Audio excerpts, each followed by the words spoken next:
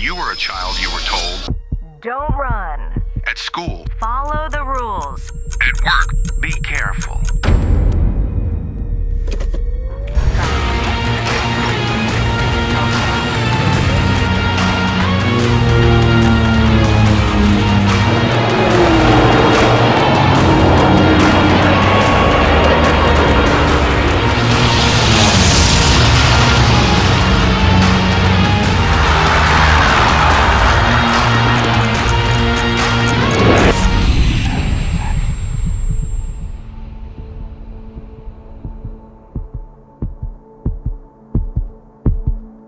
No restrictions, total immersion.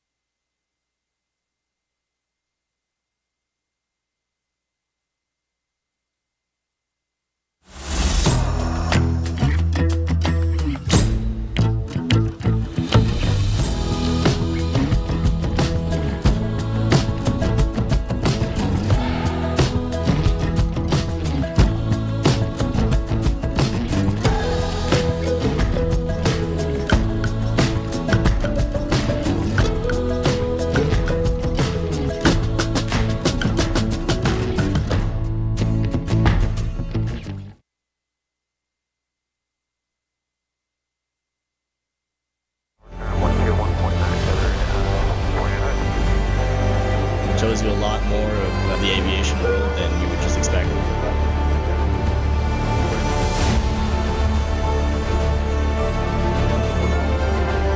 It's amazing.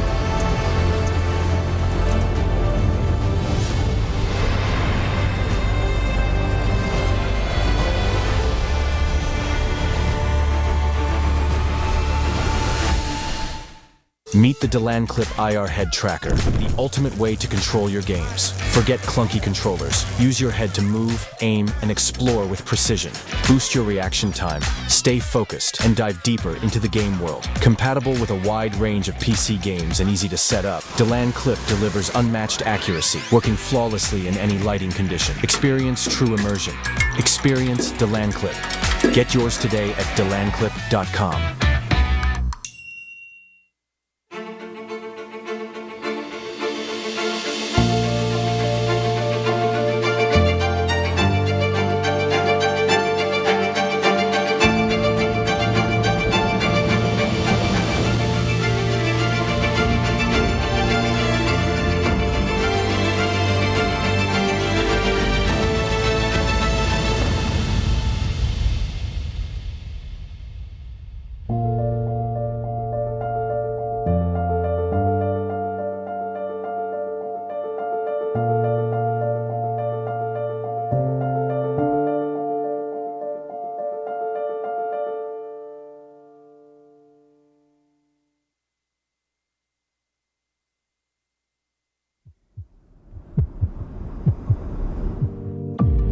Attention passengers, we've now reached our destination. I hope you enjoyed the flight and have a nice day.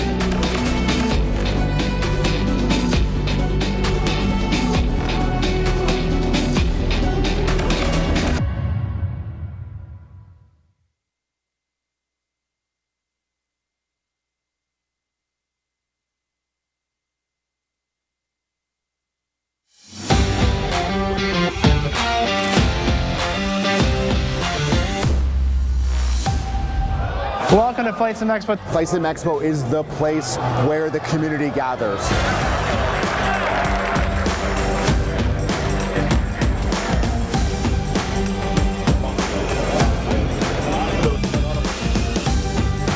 It is the place where you get your hands and your eyes on essentially everything flight sim. If you take the knowledge, the gear, the people, the party, we all come here to have a great time.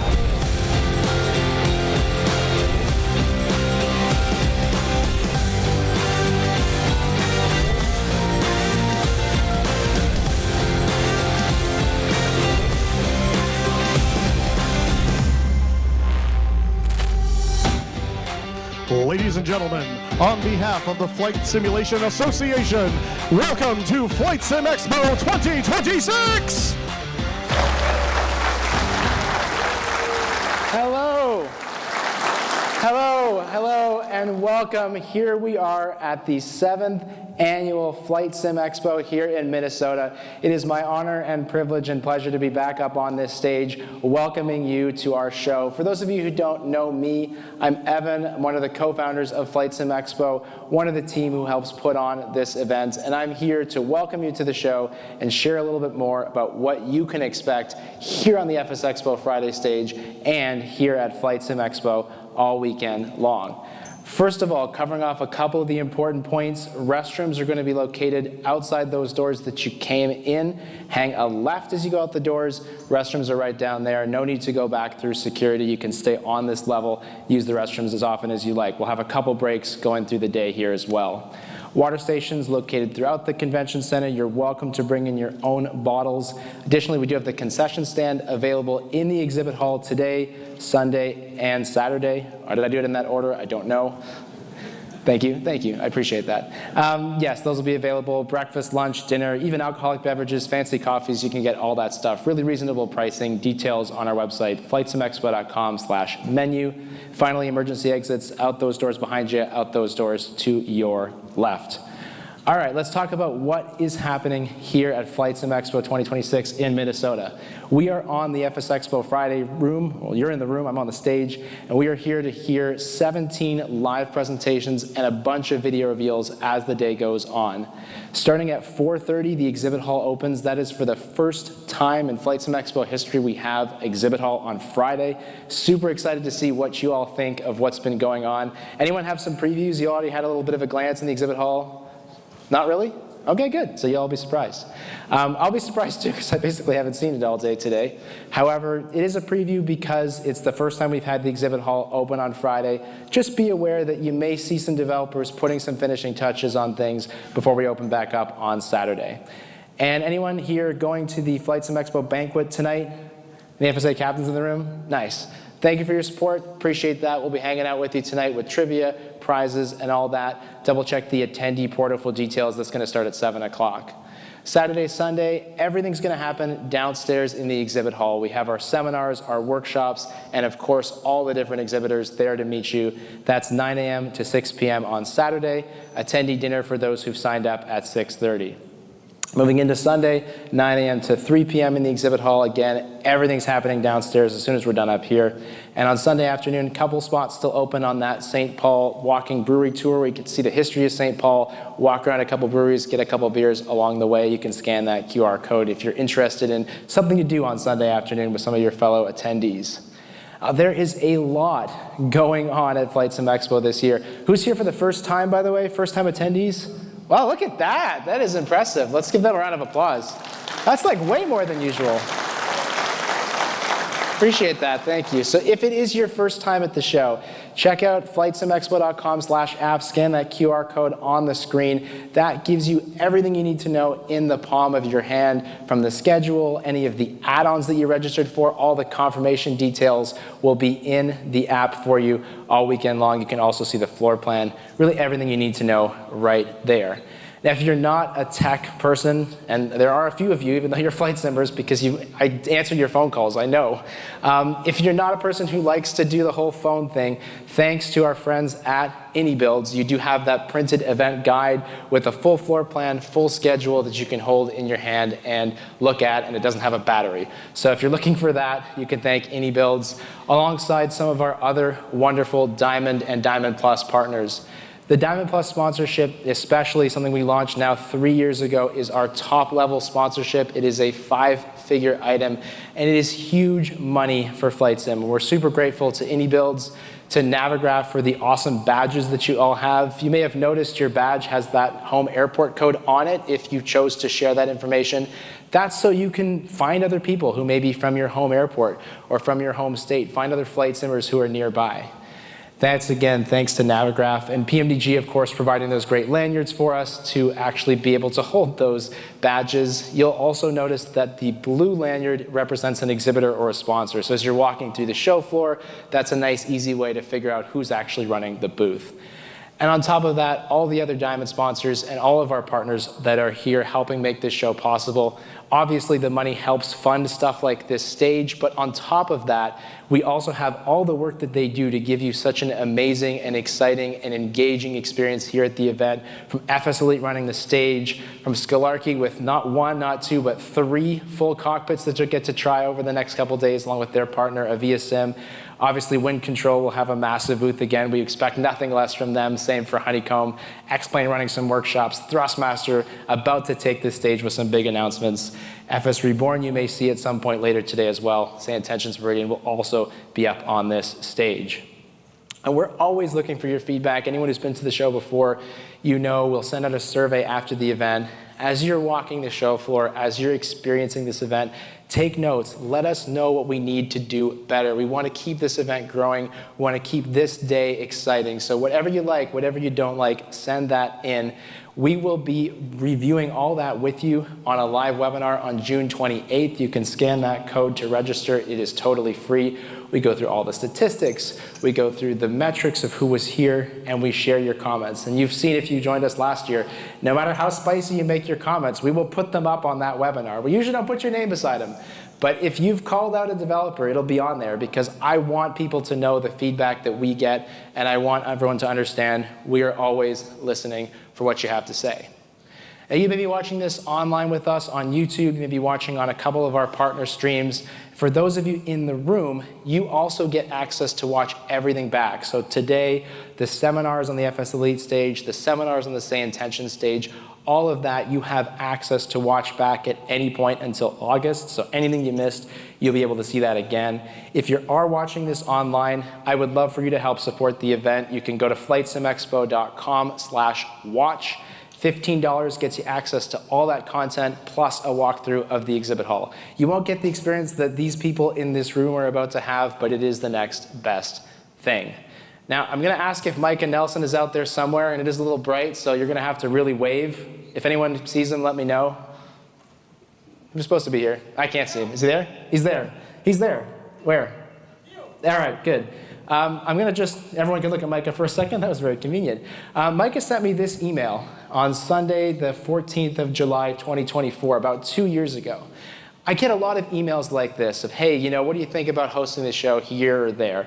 And if you've ever sent me one of these emails, you know that I'm very critical. As soon as I get one of these, I'm like, oh yeah, well, Minneapolis, we look too expensive, not a chance.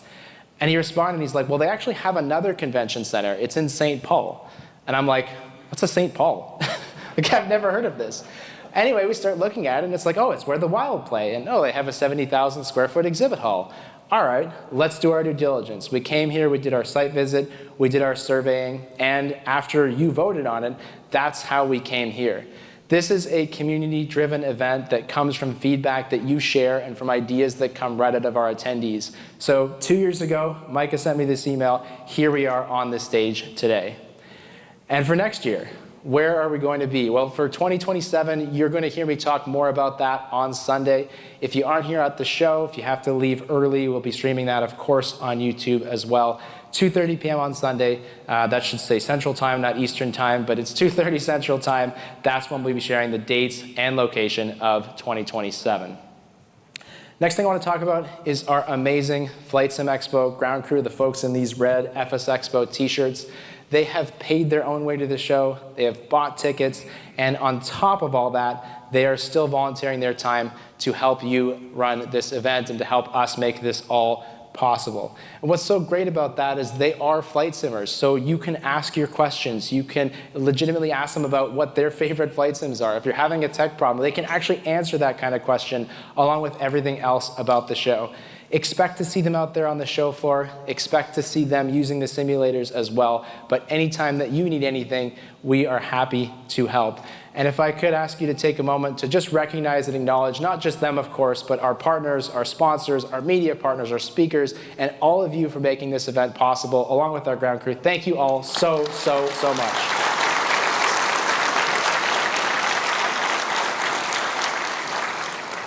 It's been an interesting year for us here at FlightSimExpo. It feels like something always happens. That's, I guess, the way it goes with these live events. But you think back to what happened in Minneapolis in January, and you think about fuel prices, where they are right now with some of the conflicts going around the world. And you think about the World Cup, which even before all that stuff had airfares so much higher than they would have been this time last year. And you fought through all of that to be here in this room and having this experience that nobody else in the world gets to have. So while you're here experiencing these moments and sharing this weekend with your friends, I want you to do a couple things for me. These are things that really help us keep growing the show as we move into the future. Number one, talk to your neighbors, talk to your fellow friends. Find somebody who's from your home airport or your home state or your home country, and find somebody who isn't. Find somebody who shares your passion about flight sim. Find somebody who loves to fly the exact opposite. You fly airliners, they like GA. You like VR, they like head tracking. See what you can learn from them. The opportunities for us to be in person, especially with flight sim, how it is with this kind of solitary thing that we sometimes have. Being here, being in person is so much more important. Use these moments as much as you can. That's number one. Number two, There are about 45% of our exhibitors coming to this event from overseas. Now, who was here during San Diego Code event 2021? Who was here in 2021? Remember that event when we didn't have international developers? It was not the same. Those international developers have done a tremendous amount of work to bring all this hardware, to show you all this software. We even have about 10% of our attendees who are coming to us from overseas. So when you see somebody who has a badge type and their code on their first letter of their code is not a K, when they've come from outside of the country, if you would take that extra moment to make them feel welcome, to thank them for being part of this event, they don't have to come here, but they've chosen to do that for us. And if you can help them just feel that much more welcome, that will help a lot. And number 3, lastly, but probably most importantly, the developers, not just from overseas, but from anywhere, they are here for you. They have a choice. There are other events in America. There are other simulation gaming events in America that they could have chosen to go to, but they have chosen to be here, to interact with you, to hear your feedback, to hear what you have to say. So when you're out there walking that show floor today and tomorrow and on Sunday, give them what they're after. The best stories that I hear from exhibitors when we do our debriefs, they go like this. Someone sat down, they started using my sim, and in the first 30 seconds, I had 5 things that I saw that I had to change. Now I have 6 months worth of development, and it's going to make my product better. That happens at this show. That happens because of you. Engage with our exhibitors, talk with every one of them, even the ones in the back corner, and do everything you can to make them feel welcome, because if they tell me that, I give them a sign-up form for next year, and they usually come back. This is FS Expo Friday. I appreciate all of you so much for being part of this experience. We will have 17 developers taking this stage after me. Video reveals along the way. We've made today a little bit shorter. Most of these presentations are 5 minutes and 10 minutes. It's going to go quick. I'm excited to see what they have to say. I'm excited to see what you think. I'll be following along in the chat as I run everything backstage. I'm super excited to kick this off. So let's kick off the biggest stage in Flight Sim, and let's take a look at this.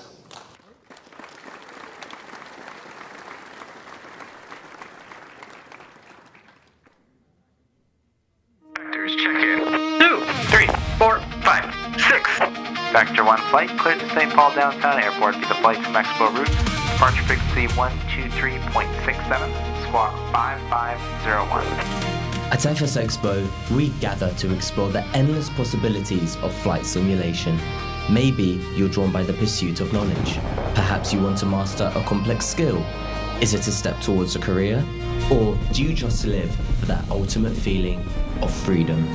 This is where it all comes together. Our stories, our passion for aviation, and the latest innovations in flight simulation that bring our imagination to life. Vectors start. 1 ready now. Canopies down, ready now. Vector 1 flight, wind 220 at 5. Change to departure. Runway 27, cleared for takeoff. This is Two-Tone Murphy. It's Murph. I can't wait. There's pints, there's people, the weather's nice. I've even brought shorts. Mr. Squirrel Lee is ready to light the fires. Simbo Pro turning final into Minneapolis for FS Expo. Leo Sticks 86 checking in with MSP with information butters. The High Alpha Hooligans are inbound. Aviation spans a wide range of disciplines, from the freedom of civil aviation to the high-risk demands of aerobatics and combat. Here, you discover it all. Open your imagination and reach beyond, because at FS Expo, the sky is no longer the limit. SimFanatic and the crew are flying into FlightSimExpo 2026. This is V-Pilot inbound for FS Expo.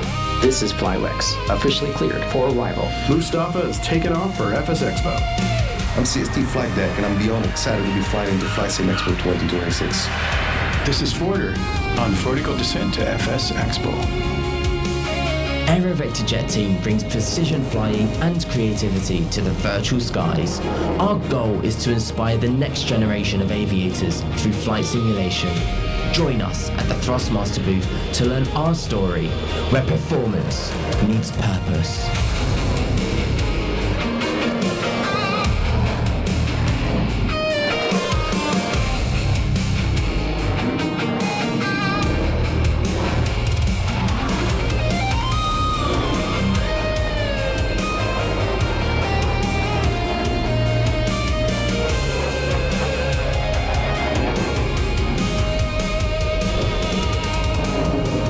Come and experience the legacy of combat aviation in the Brunelli Designs Combat Arena. Take your seat, enter the fight, and bring history back to life.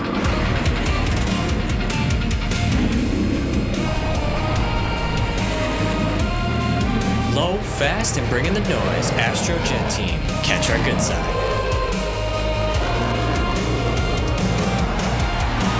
Nick Flex is ready to kick the tires and light the fires. It's FlightSimExpo time. Here, innovation sparks imagination, friendships take flight, and every journey finds its wings. Whether you're on your first day check or pushing the envelope to its limits, this is where the virtual skies ignite real-world friendship. Your adventure starts now. On behalf of Flight Simulation Association, AeroVector welcomes you to FS Expo Friday. Now, join us in welcoming Thrustmaster to the biggest stage in flight sim.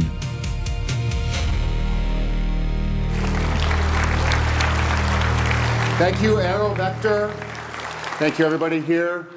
I've always wanted to walk on stage to a round of applause with Thrustmaster written behind me on the wall. Same as when I go to Starbucks and get Thrustmaster written across my forehead, I get some weird looks. It's true, but everybody in this room knows what Thrustmaster is. Caramel macchiato for the Thrustmaster. But everybody here in this room knows what Thrustmaster is. Thrustmaster has been around for a long time. We're first in flight, and there's a lot of definitions of that. Actually, by a round of applause here, who here's first joystick was a Thrustmaster? Very common. We are first in joysticks. We've been around since 1990. The very first joystick with Thrustmaster written on the side was 1990. We're also first in learning. Many of you started with Thrustmaster. Many of you have grown with Thrustmaster, as does a large part of the community. And our products are designed for learning, they're designed for growing, and they're also designed for value. We are first in value. We have the best tech specs to price ratio on the market. And we're also first in variety. We sell for PlayStation, we sell for Xbox, we sell for PC. We also sell for space sim, we sell for combat sim, and we sell for civilian flight sim. And that's why we're here today. We're going to expand our civilian lineup today. We're going to show that off to you guys. We're first in licensing as well. Not only game licensing, we've licensed Top Gun in the past, Ace Combat, Microsoft Flight Simulator, but also real-world aviation licenses. US Air Force, US Navy, and of course the big ones that many of you know. We have the official Airbus license, we have the official Boeing license. And with those two products or product categories, product licenses, we've built our TCA lineup. And the TCA lineup has sold to date almost 500,000 units. Many of you have those in your cockpits at home.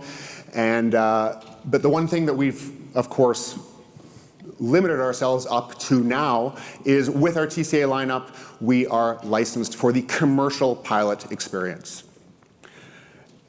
But TCA is so much more than that. So today we reveal the newest addition to the TCA lineup and another first for Thrustmaster for capturing that small aircraft experience. The Thrustmaster TCA Sky Yoke. It's our first push-pull yoke, and it will give small aircraft lovers the full general aviation control experience. A couple of features to highlight. Hall effect push-pull technology. So I mentioned it's push-pull, it's Hall effect push-pull. So perfect in precision, perfect in durability. Pitch travel of 3.5 inches and a roll both ways of 180 degrees. 7 axes of motion, 24 buttons, 2 analog triggers, basically an all-in-one control unit for what you need to do with your hands. And then of course also, because it's an all-in-one control unit, trim wheel and throttle control are built in for one all-in gameplay experience. So this is it, the TCA Sky Yoke, Thrustmaster's first general aviation yoke. It's, again, zero contact, push-pull technology, all-in-one tactile controls. And you can see the PS5 licensed version there. And we also have, of course, the Xbox license as well. So whatever you play, however you play it, for general aviation, the TCA Sky Yoke can be yours. So the number one question, of course, when and how much? Well, the first users will be able to get the TCA Skyyoke in hand for under $200 before the end of September. There you go. So we're going to have the TCA Skyyoke in our booth today and tomorrow and the next day. And one of the cool things that we'll be able to do with it, both you guys will be able to do it at home, but also you can try it out in our booth. You'll be able to connect two yokes to be able to have a pilot, co-pilot, or a student pilot, flight instructor type experience, and really be able to share that experience, to be able to elevate that experience, to be able to learn, to be able to train, and be able to fly in-home with a co-pilot. You can try it out in our booth, and that co-pilot experience, that dual control experience, will be working on both PC and both consoles, and Android tablet, actually. So while we're here and while we're talking about the booth, we do have a lot of different new 2026 additions. There's a little bit of a teaser of one of them on this slide. We talked about the TCA Skyyoke. You can see that there's also a quadrant coming.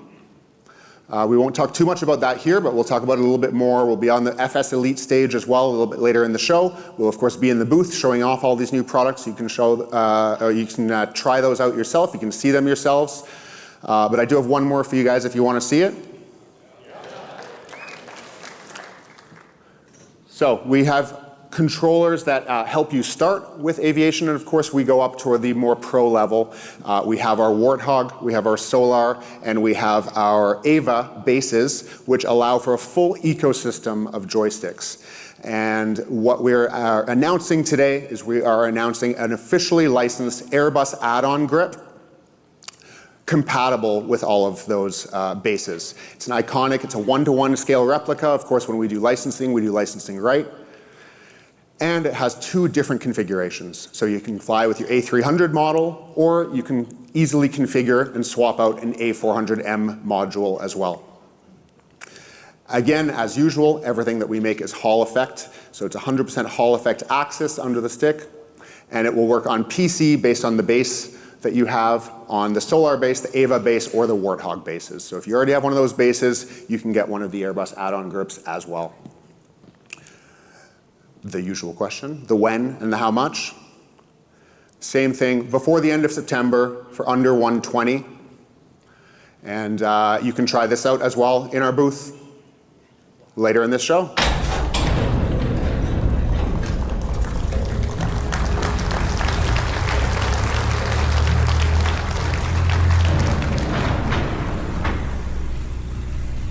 You have the controls. Booth 721. Come by, hang out, see us, see everything else we have to offer. Those are the two new, most exciting SKUs that we have that are going to be important to all of you guys in this room, but we have a whole lot more. There's 3 new products to show off at the show later on, and come by, check them out, talk with us, hang out with us, fly with us. Thanks, everyone.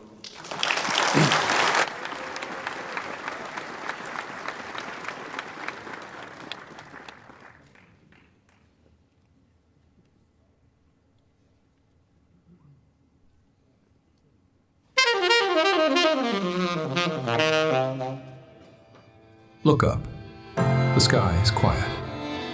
Too quiet. You climb alone. No one ahead, no one behind. Just you and the hum. But then a trail, thin, white, certain. Another and another. Crossing, spreading, threading the blue. Someone is coming. Maybe another is going. 39,000 feet, and you are not the only one. You never were. Every trail a traveler, every one a life going somewhere, just like you, just like you. You're in good company. You always have been. But now you can see them. Sky Trails by Parallel 42. The sky was never empty.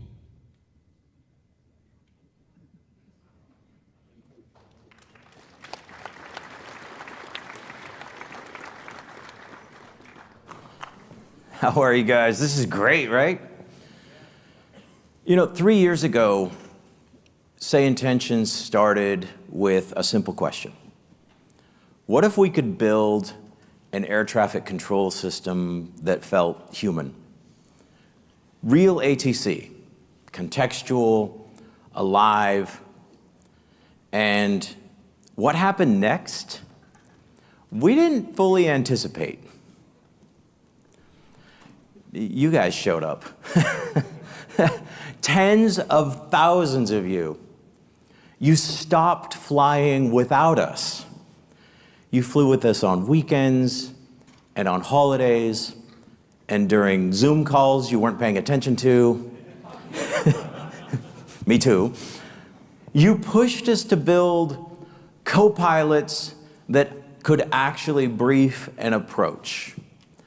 Cabin crews that felt real, an amazing traffic injector, an entire ecosystem of AI personas and tools that ended up making this hobby feel like something you could actually train in.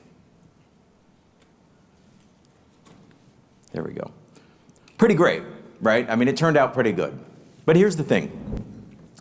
We still feel like we're just getting started. Because there's still moments where the immersion breaks. There's still gaps. There's still friction that shouldn't exist. And today, we're fixing 3 of them. So, first of all, this one's a little more on the fun side, but it will change what it feels like to hear a radio call.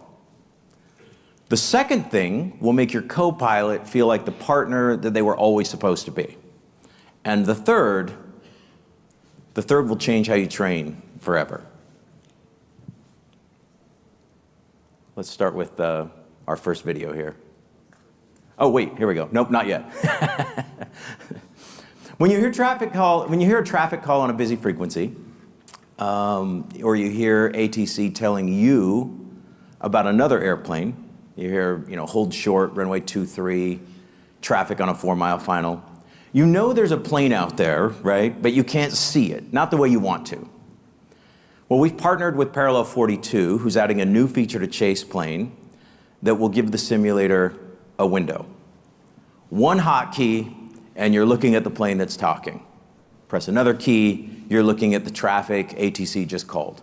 No guessing, no radar overlay. Watch.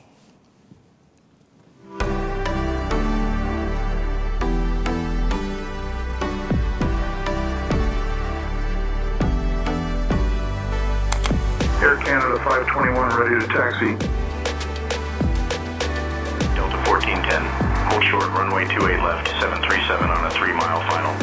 United 3444, runway 28, winds 180 at 3, cleared to land. 1860, give way to the 18320 on your...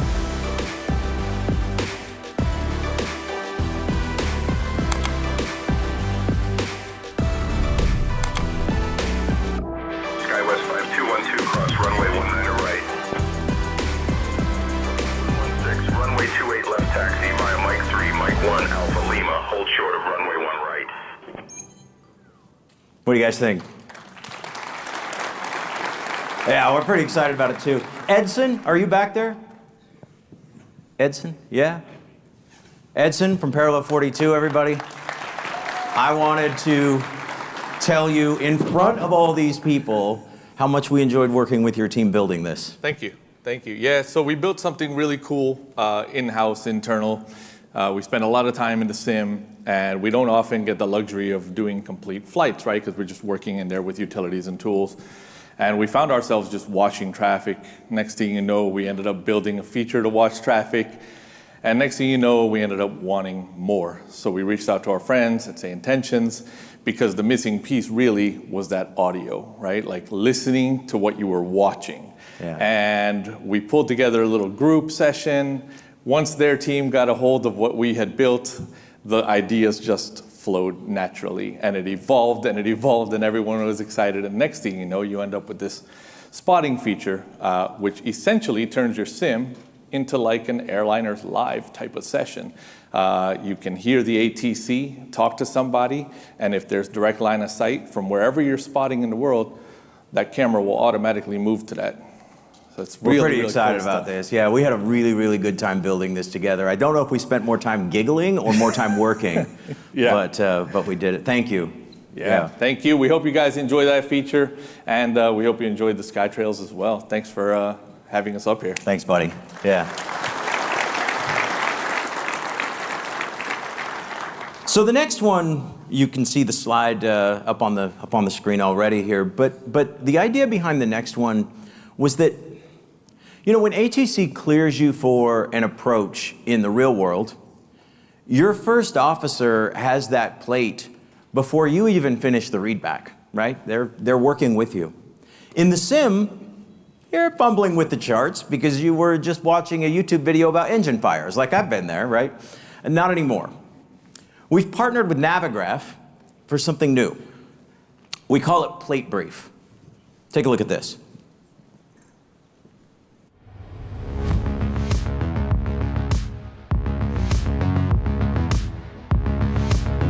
Amanda, please pull up our departure chart. Sure, Captain. On screen now.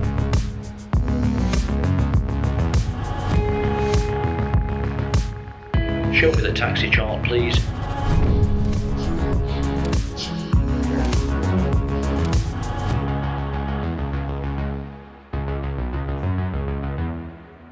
Delta 247, holding short at Alpha, ready for departure.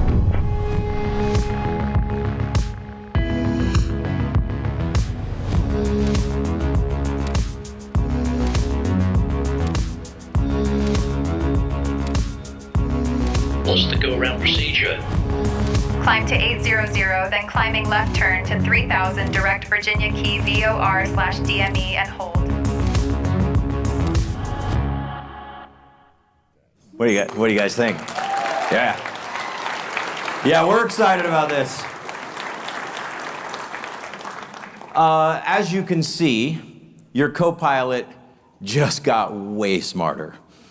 Magnus, are you back there? Yes, you guys know Magnus from Navigraph? Yeah, I do. I wanted to tell Magnus how much fun we had with his team getting this working. This was a lot of fun. Thank you so much. Indeed. On the behalf of the entire Navigraph dev team, I am proud and happy to support an initiative like this. This is the type of innovative technology and application that we really like. The days of, hey Siri, hey Alexa, and all that are all gone. This is completely contextualized, and it looks really, really smooth, and is useful. Useful's the key, right? There's fun. Thank you, Edson. And then there's useful. Thank you. Appreciate it. You guys have been amazing to work with. Indeed. Yeah, thank you. All right, we got one more for you.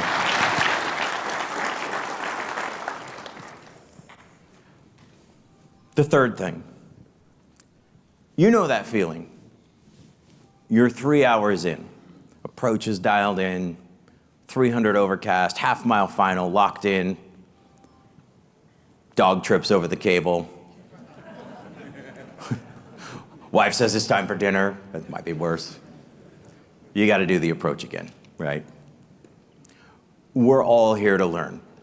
But sometimes it's not so easy. We want to slew, we want to adjust, we want to try again. And we want to do it in a way where our air traffic control is working with us and not against us. And normally, adding air traffic control means you're giving up freedom in the sim, right?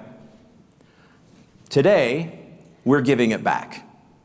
We call it backtrack. Watch this.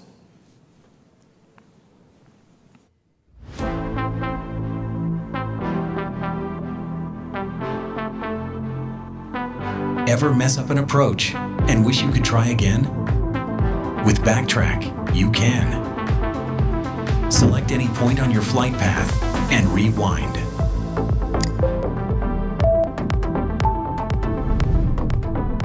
Your aircraft and ATC return to that exact moment.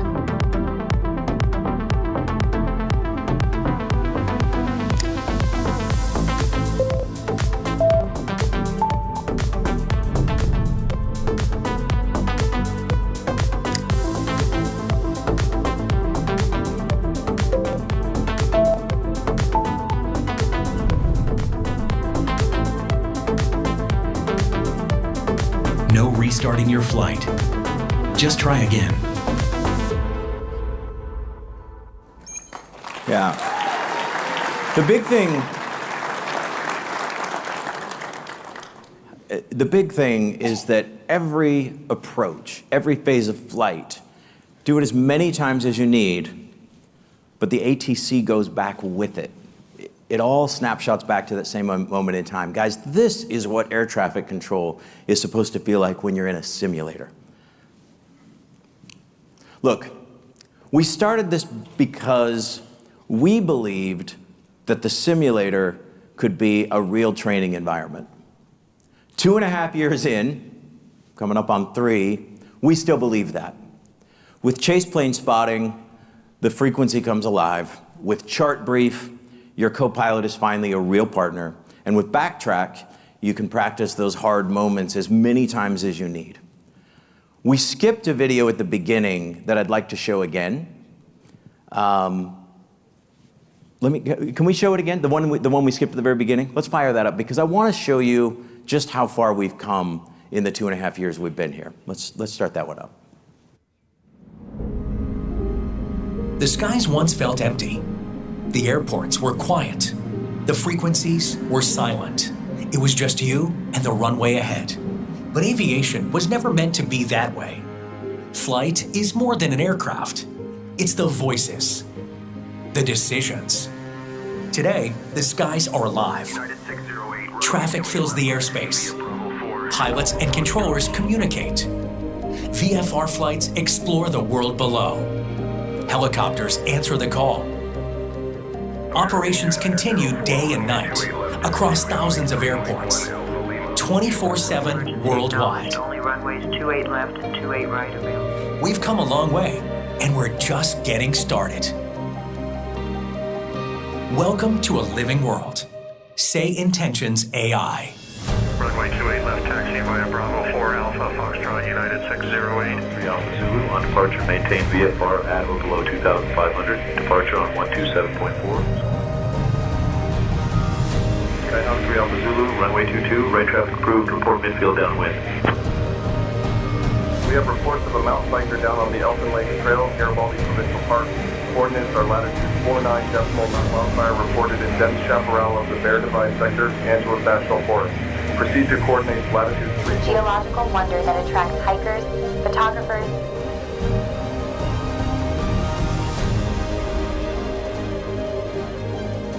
Ground to flight deck, inserting bypass pin. Ensure parking. APU start. Waiting for APU bleed available. All right, here's the departure briefing.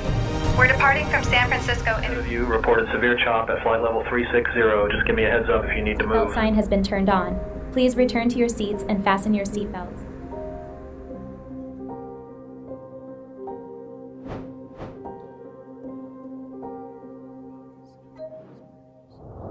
A living world, powered by Say Intentions AI.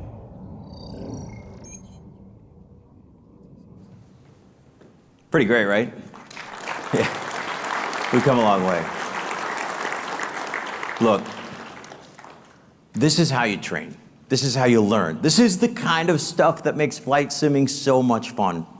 And we're super proud that we can be part of that. Spotter will be available before the end of the month. Plate Brief and Backtrack are actually available as of now to our partner supporters. You're welcome. Very excited about that. And they'll be available to all of our subscribers here in just a couple weeks. But anybody can become one of our partner supporters. And with that, for those who haven't met them, I thought it might be fun to quickly leave you with a video introducing you to some of our new cabin crew members. Here it is, and thanks, you guys.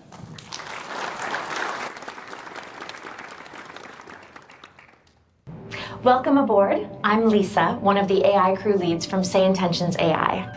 Your cabin doesn't have to feel empty anymore. We'll make the boarding, safety, service, and arrival announcements on your next flight. Whether you fly real-world airlines, virtual airlines, business jets, or charter flights, we're here for you. Most of us take our jobs very seriously. But a few of us are just sick of being here. And if something goes wrong on your flight, we'll work with you to coordinate a solution.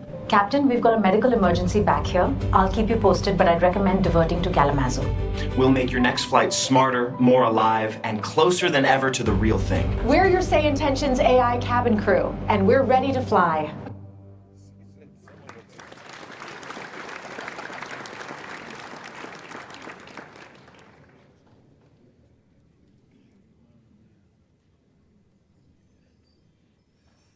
Introducing the Inibuilds A380 airliner. 4 engines, 2 decks, a global icon.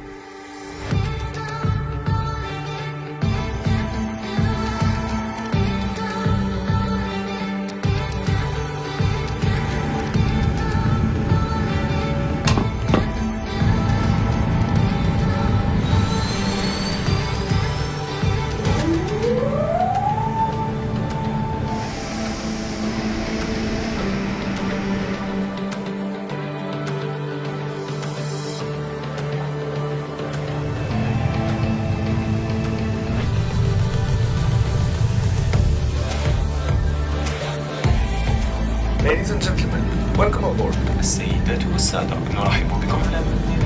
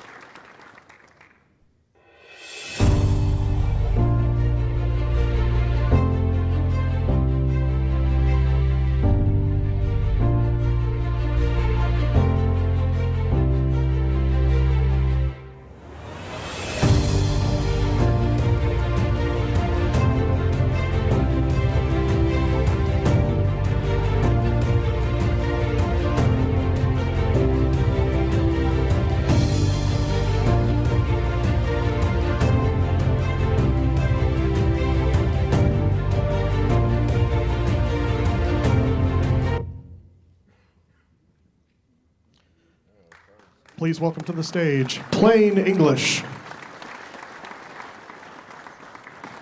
Hey, good afternoon, good morning, I guess everybody. I'm Mohare Mane with Plain English, and just as you saw in that video, I'll be sharing you a little bit of our journey for our end-to-end communication training and a couple of new, well, not new, I guess, a couple of announcements with you today. We started about 8 years ago as brand new student pilots and a couple of simmers trying to figure out a way to address the, whatever you want to call it, mic fright, mic freeze, and basically a way to learn aviation radio communication and how to talk to air traffic controller in a more effective and constructive way.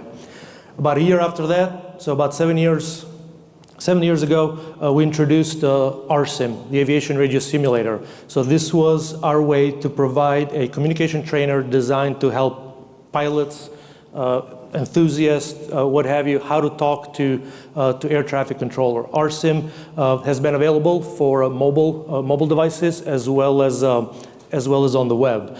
And during this past 7 years, we have thousands of student pilots, flight schools, training academies, as well as military training organizations that are using it around the world. However, talking on the radio, being able to learn it in a focused way, it's not all. It's the little additions and aggregations of many small tasks that make challenging both communications and piloting in general. So with that, we are announcing the addition of VOLO as one of the features of RSIM. So what VOLO provides and what it is, it's an AI-powered light simulation environment when pilots can learn and practice aviation communications while doing some of the flying tasks. So it's not a full-blown simulator, but it adds a little bit of complexity toward that more complex environment of flying. VOLO it's currently available for beta testing or to our beta users, and it is a feature of RSIM. It'll just be part of the standard features that come with a subscription. Now, as some of you or many of you having learned what to say on the radio, how to say it, it's not the same as actually doing it, whether you're doing it on aircraft or in a simulator, when you're dealing with all the other things that you have to do while flying. So it was because of that, then we took this even further, and I'm super excited to announce today that we're introducing RSIM Link, which brings that AI ATC simulated environment of VOLO with the feedback and assessment capabilities of RSIM itself inside the simulator. And what that does is it's our way of providing a better training experience, a more realistic training experience, and a more effective training experience, both on the communication side and flying in general. Our approach and what sets us aside in this is that we're bringing not just an ATC or an AI conversation to the flying experience, but actually standardization, procedural accuracy, workload management, the real world timing pressure, and most importantly, feedback, assessment, and evaluation of your performance to close that learning loop that helps in overall training and building your skills. So in the next couple of days, feel free to stop by at booth 605, and happy to answer any questions. Anybody wearing this shirt? We got a lot of our team here today. I don't know where they are because I can't see them, but Saif, Miguel, there you go, Kevin, Tim, John, Kate, and thank you for the opportunity, and hopefully I'll see many of you in the next couple of days.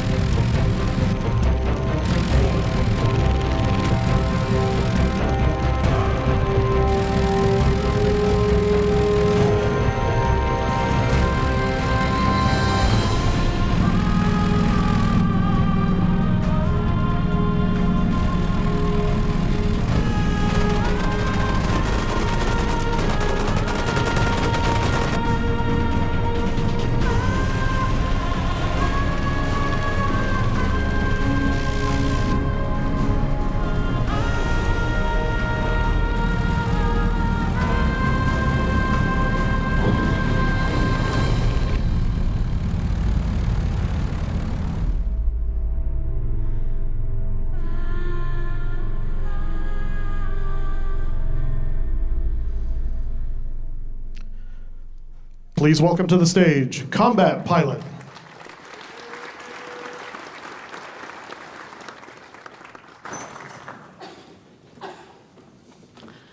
Hello, ladies and gentlemen. Welcome to the Pacific Theater of World War II. My name is Carlos. I'm the technical director at the Combat Pilot team. And we are a new, hardcore, built-from-scratch flight simulator. We are an entirely Western-based team using Western tech. And we have chosen this very particular theater because nobody has really done it in over 20 years as a dedicated combat flight simulator. There are many unique challenges to working on the Pacific, and it makes this project particularly difficult to make. Most of these challenges come from the scarce availability of documentation and data, mostly around the Japanese aircraft. And there are many countless technical details that I'd like to share with you today. And we will in fact be available in booth 505 to show you, to play the game, and display our latest version of the game. But in this short presentation, I'd like to focus on one particular aspect, one of the key aspects that make Combat Pilot special. And that is our flight modeling engine. We have a proprietary physics engine, which is what powers the mathematics, the physics of the aircraft in flight. And it is special because it's multi-threaded. It means that all of your processor cores are used to do this math, so it's quick. It's deterministic, so different people will have exactly the same results. It's modular. We can make any kind of plane. We can model the bombs, as you can see, and airplanes and all sorts of things with it. But we actually use quite a few ways of combining empirical, analytical, experimental ways of calculating these airplanes, each one to their strength, to try to make the airplanes fly as realistic as possible. And of course, we use computational fluid dynamics. We have an engineering team highly specialized in this technology to try to calculate all our airplanes to the same standard of quality and realism. Finally, we also use real performance data and the testimonies of real warbird pilots to validate and improve our models. So the idea behind this technology is to be able to harness all the state-of-the-art tech, to be able to model some of these aircraft that have been lost through time, that we don't really know how they flew, but we will figure out how they flew. And hopefully we will have a great result. And you can try it out on booth 505. And now I'll pass it on to Fritz. Thanks, Carlos.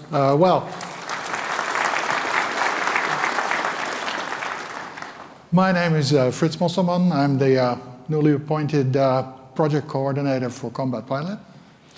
And I want to start out with a shout out to our volunteers from FTC who've been so supportive in getting this set up here at this wonderful venue. That's not the only shout out I want to do. I also like to shout out to Jason Williams, who as you may know, has recently said goodbye to the industry, and he announced that a while ago. With that, I think the industry, the whole scene, bids farewell to one of its true greats. So with that, I'd like to say that you can rest assured that we are totally committed to bringing his vision for Combat Pilot to life. But now back to Combat Pilot. I'm here today actually to make a couple of pretty important announcements. So let's dive in. When we release Combat Pilot, it will also feature a free demo. And it will include, as you see, the F4, F3, a midway map, a way to build your own mission, even if that's kind of limited. And therefore, it has to feature guns and ordnance. And as Carlos just described, our flight models will be something special. So we think anyone should have a chance to test that for themselves before spending their money. The demo will also become our base game, on top of which we will release our first title called Carrier Qualification. And that is to be released together with the Combat Pilot demo. It will happen at the same time.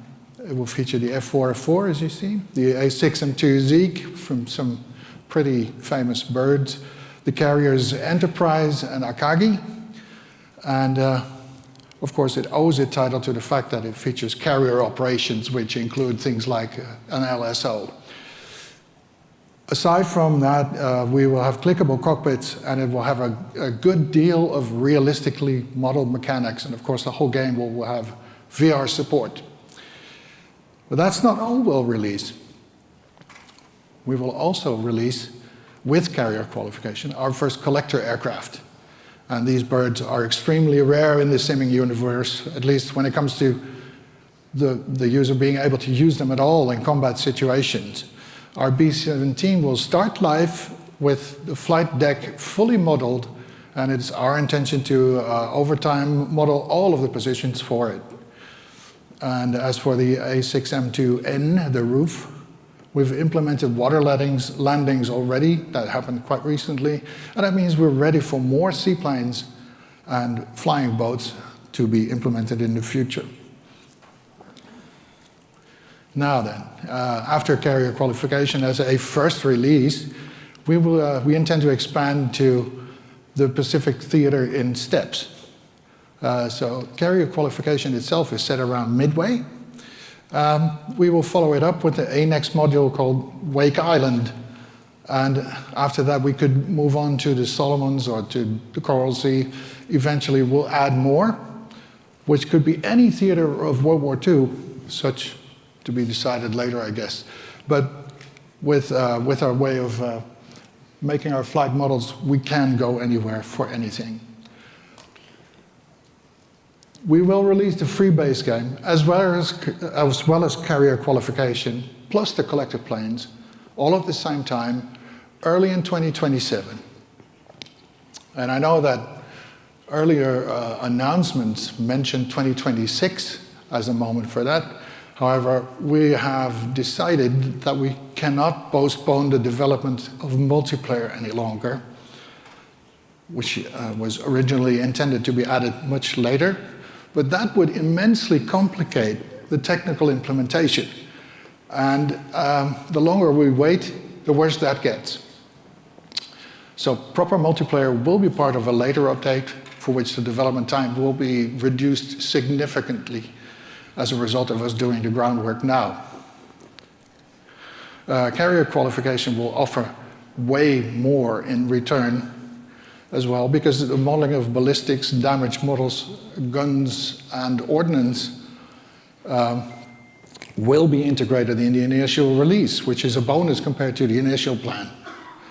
In short, it might be a bit later than you expected, but you get way more bang for your buck in return, and a shorter route to a second module.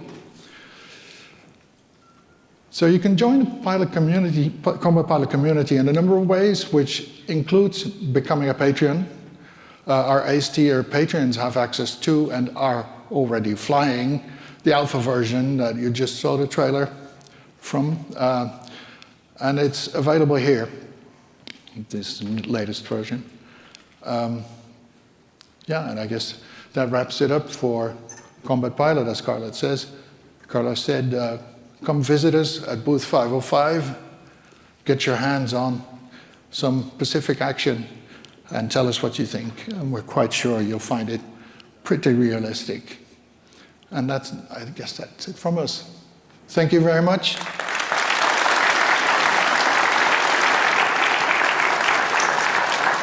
If you were watching this from the live stream, thanks for watching, and have a great day. Thank you. Thank you.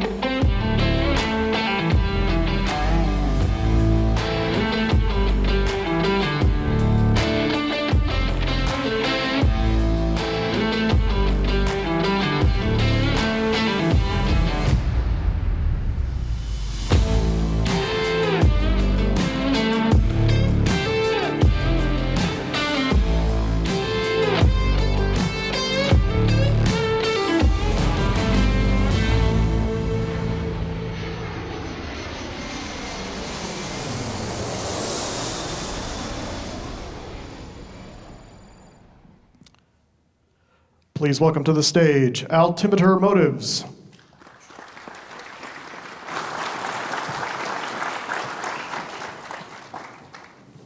All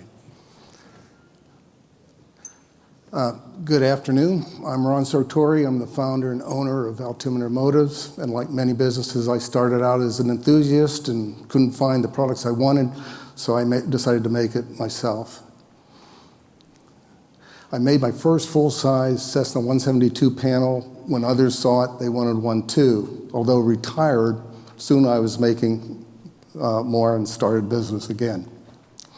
Since 2019, I've sold over 1,000 GA instrument panels, and these panels have working knobs and buttons that, when attached to a full-screen monitor, provides a highly realistic and affordable home setup. But all of our full-size panels had a problem. Something was missing, and it was a product that didn't exist. And I wanted, as many of my customers requested as well, a yoke that worked better with my panels. Taking this on as a challenge, I worked over the past year as to how we might achieve this. To explain the concept and desirability, I want to introduce my friend, retired airline and fighter pilot and simulation YouTuber, Russ Barlow, to explain how we got here. Russ? That's a 50-year-old picture of me when I was a young fighter pilot flying the F-4 Phantom. I still can't believe that they let me fly that thing around when I wasn't old enough to rent a car. Well, if you watch my YouTube videos, you probably know that as a retired pilot, I'm always seeking the most realistic flight simulation experience possible. For me, mixed reality is the best way to do that.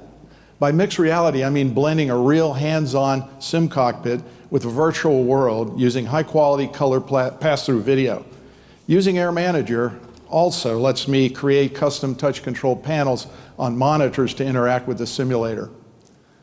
My latest idea was to use a large screen TV with a IR touch frame to display a full-scale instrument panel.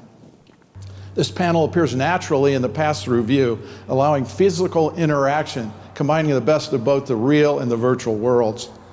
It's an economical and incredibly flexible approach to simulation and training. Realistic hands-on input with the ability to switch between aircraft types instantly.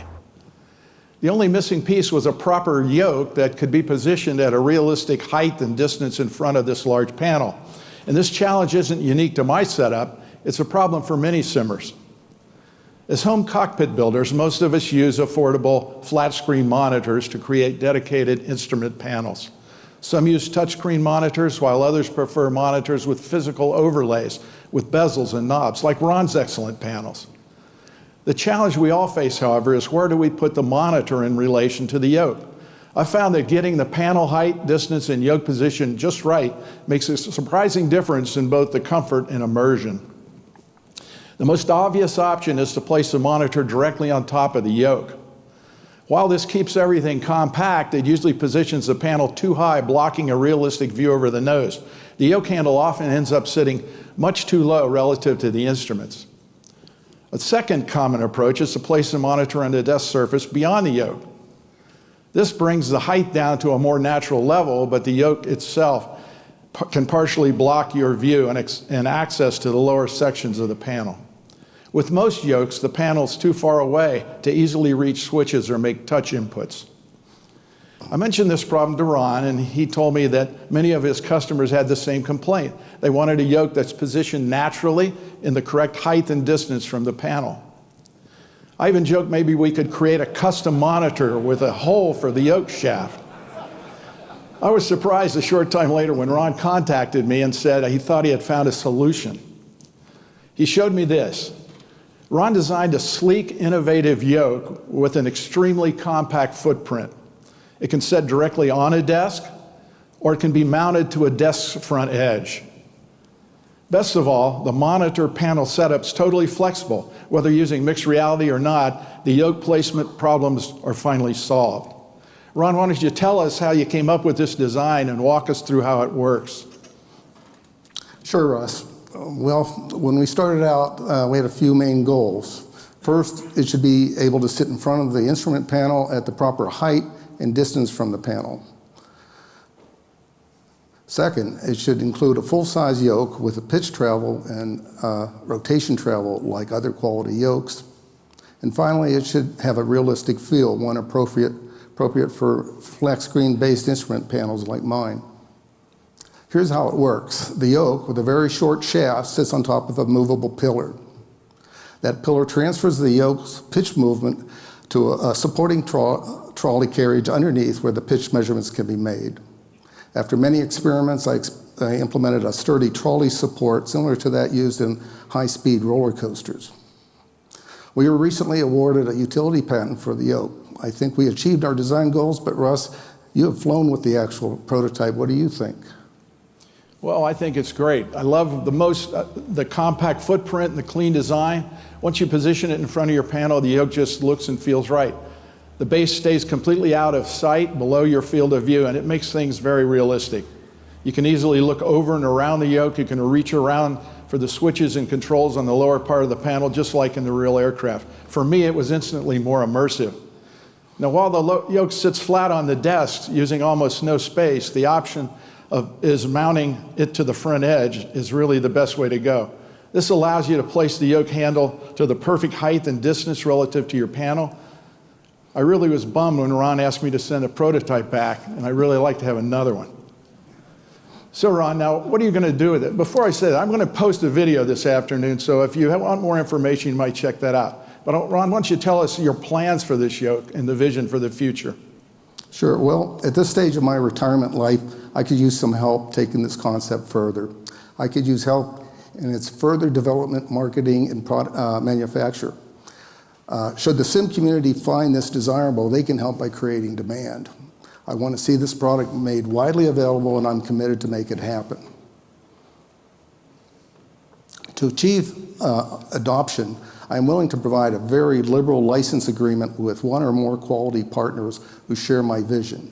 No cash needed, no royalty charged, only requiring that a brochure of my products be included with every yoke sold. In summary, we want adoption and productization. We hold a patent. We offer an extremely liberal, non-cash, royalty-free IP license with co-marketing required. If you're a manufacturer who wants to build this yoke, come talk to us at our booth. If you're a potential user who would like to use this yoke, tell us, or also let your favorite yoke manufacturer know. Please help us land this plane and bring this yoke to our sim community. Thank you for your time. Enjoy the show.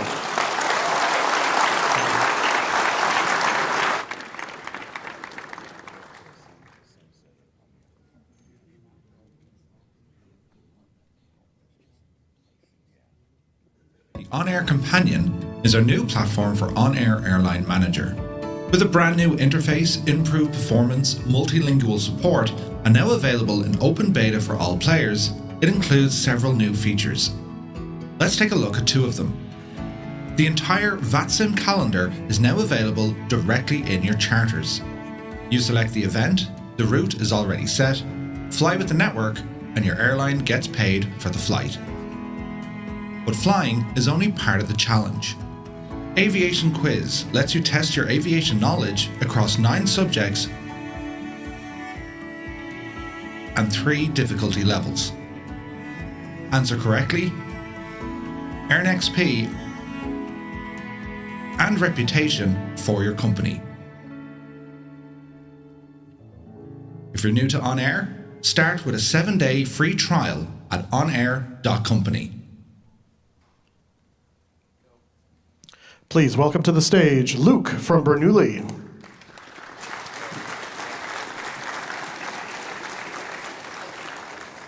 Hi, FlightSimExpo. I'm really excited to be back. Bernoulli is back at the FlightSimExpo. It's really exciting. For anybody who hasn't seen Bernoulli before, Bernoulli is a flight intelligence, a virtual flight instructor. I'm a flight instructor, and my dream has always been to have students have more effective time on the simulator. That's the dream behind Bernoulli. So I have 4 things that I want to bring to your attention today, but if you're not able to join us in person, we have our Discord and my whole team is here. I just want to make sure that everyone is able to speak to me this week. If you're online and watching and have questions during the presentation or this week, this weekend, please message us and ask your questions. I love talking to students about their individual training needs. Every student's mission is different in their learning, so I just really like to make sure I understand that. There are 4 elements to what I want to show you today. First, flight training. Talk about how Bernoulli uses official flight training. Our Pro Pilot Guarantee, how we support real-world pilots in their attempt to pass a check ride. Flight educators. I know there are a lot of flight educators and simulator managers here, and I have something exciting to show them. And tech support. This is a new item that we're showing this weekend, and I want to present it to you here today. So let's go to the first, flight training. How Bernoulli deals with flight training is the same way a real flight instructor deals with flight training. We use specific standards and rules as an instructor in the cockpit. We create a positive and effective learning environment for students. I noticed most people who use simulators trying to learn something want to do things correctly. We want to do things the way it's done in the real world. We want to use correct standards. So we use PPL, CPL, and IFR training standards. So anybody who wants to learn in their simulator hops on and begins a curriculum just like we do in the real world. We want to learn how to do circuits. We want to learn how to do approaches. We want to learn how to do emergencies like engine failures and fires. Bernoulli handles that the same way a real flight instructor does, using correct standards. So we support a whole range of standards from Transport Canada, FAA, and EASA. We keep expanding this. Pro pilots, what we say pro pilots. Bernoulli Pro is a customizable, very succinct version of Bernoulli designed for people who are in pursuit of an actual pilot's license, a PPL, a CPL, or an IFR rating. So we have a guarantee. It's a pay once membership where we become your partner for the entire period of you trying to pass a check ride. You come and declare a check ride, a PPL, CPL, or IFR, and I love being a partner of these students in their pursuit of that license. It seems like everybody has unique challenges, and Bernoulli Pro is really about just standing behind you and becoming your partner in it. Ideally, we don't waste any money on the simulator. Ideally, we save lots of money on the simulator if we're in flight training. I believe, and we believe with Bernoulli, that the flight simulator is one of the most useful places to do learning. And so Bernoulli Pro is really about supporting that. So those are our 2 tiers of flight training. Flight educators, there's a lot of flight educators here. And managing simulators is challenging. Managing students is challenging. So Bernoulli has one feature that is an e-logbook, a logbook to manage individual simulator units and students. You have a whole room of students. It's important to keep track of them and be able to integrate their learning back into the classroom. That's what the Bernoulli educator feature is really all about, having a succinct logbook for each of your students. So you see we score students the same way real examiners do, so you can keep log of their score. Finally, my announcement in my last minute here is our tech support. We're releasing Bernoulli Mechanic. This is one of our most exciting features. Bernoulli Mechanic, I noticed that a lot of students waste time on their simulator with tech support items. It gets in the way of their actual learning. So Bernoulli Mechanic is an outside of the simulator application that scans the simulator environment, all the files, and understands what might be happening. You might be having some tech support issue, and we want to join a human into the loop. So Bernoulli bridges that gap, communicates to our team. Bernoulli is really about aviate, navigate, communicate, and learning really efficiently on the simulator. So please come join us, take a look at Bernoulli on our booth this weekend, and I look forward to seeing you all, or if you can't, join us on Discord. Thank you so much.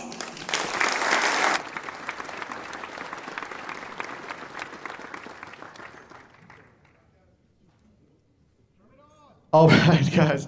What do we think so far? All right. We are going to take a 15-minute break, so if you need to use the restrooms, there's water fountains out there.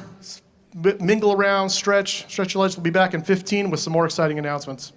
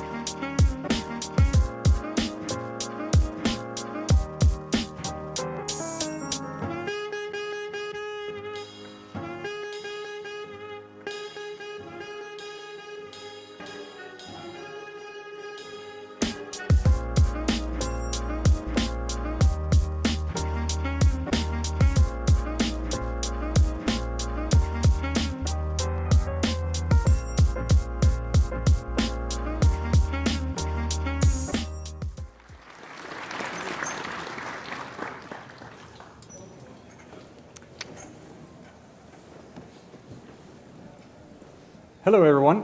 My name is Magnus Axholt. I'm the CEO of Navigraph. It's very nice to be here. Thank you, Phil and Evan, for inviting us. You are such professional. You should see the crew back there. They got everything dialed in. I'm joined on stage here by Stephen O'Connell, CTO and co-founder of Navigraph, and also Albin Fransson, who is a software developer and product owner of our product Navigraph Charts. And we will be showing you some of the features that we have been developing specifically to be released here today.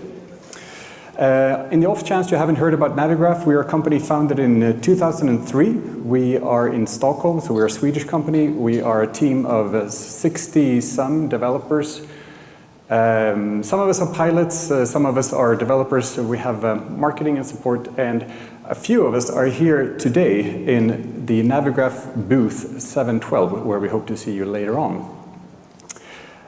Without further ado, I'd like for Stephen to do a year-end review, please.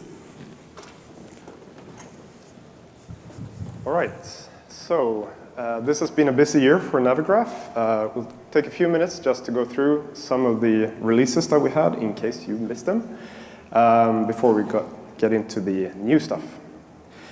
So let's start off with the Rogers VFR charts release that happened, that was announced actually at FlightSimExpo last year. We released it in the fall. This is professional VFR charts now available in the Charts app covering Europe. Before we were well covered in the US with the FAA sectionals, but with the Rogers VFR charts, we also got Europe covered. And on the topic of VFR and Europe, we also released Jeppesen VFR charts. They cover approximately 2,000 airports in Europe with airport diagrams, procedure charts, and local notes. Also very well received and again adds to the VFR capabilities of the Charts app. We added FAA helicopter sectionals. These show low altitude routes, visual reporting points, and airspace depictions suitable for helicopters. Navigraph Academy, a release we did towards the end of last year. It's a free flight school with where you can learn, you can fly, and you can test your abilities in the simulator. It's both educational and fun at the same time. And just a couple of weeks ago, we launched the latest lesson in this course, which is called Instrument Approaches. If you haven't checked it out, go to academy.navigraph.com and try this. Scratch pads is something we also added to the app. It's a great way to prepare your flight. We have lots of templates you can fill in using your hand or your finger, stylus, or the keyboard. So you can fill in ATIS information, clearances, weather, performance data, etc. And you have that readily available when you're out flying.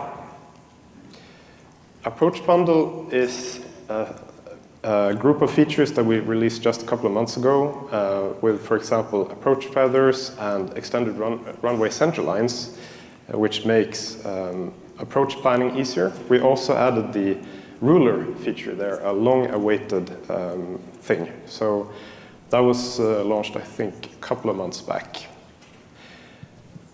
More recently, we announced this collaboration partnership with FlightRadar 24. So with this, we have now professional, real-world, high-quality live traffic data available for the flight simulation domain.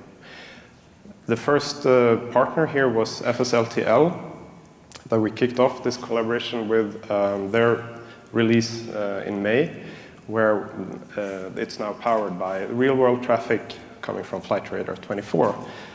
More recently, actually in the beginning of this week, Beyond ATC also added this capability to their supporters edition of Beyond ATC. More developers are working on this right now, so we hope to have some cool announcements coming later. Before we go into the new features, I'll just quickly mention that we have a couple of things that we have announced. For example, taxiway routing and Simlink version 2. They took a bit longer than expected to get out the door. They're pretty complex projects. Rest assured, we're working on them, and we hope to have some more information about this soon. But now, let's talk about the new stuff. So, over to you, Albin. Thank you, Steven. And yes, I think we'll let the video do the talking here. So let's roll it.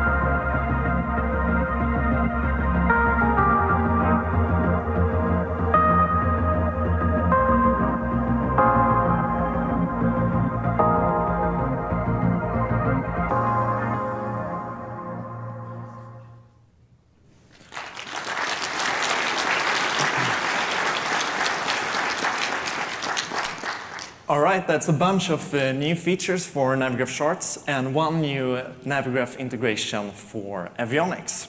And I thought, yeah, the video tells much, but I'll walk through the new features here step by step.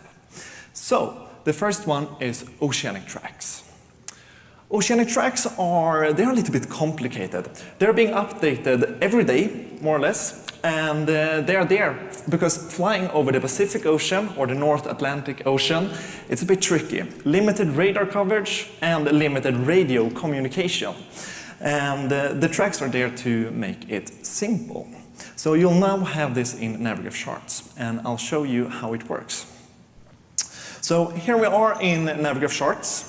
We have the world layer up here, and we can see some jet streams over the North Atlantic Ocean. If we switch to IFR high, we can see that we have a few tracks here, and those are being updated according to the real-world standards.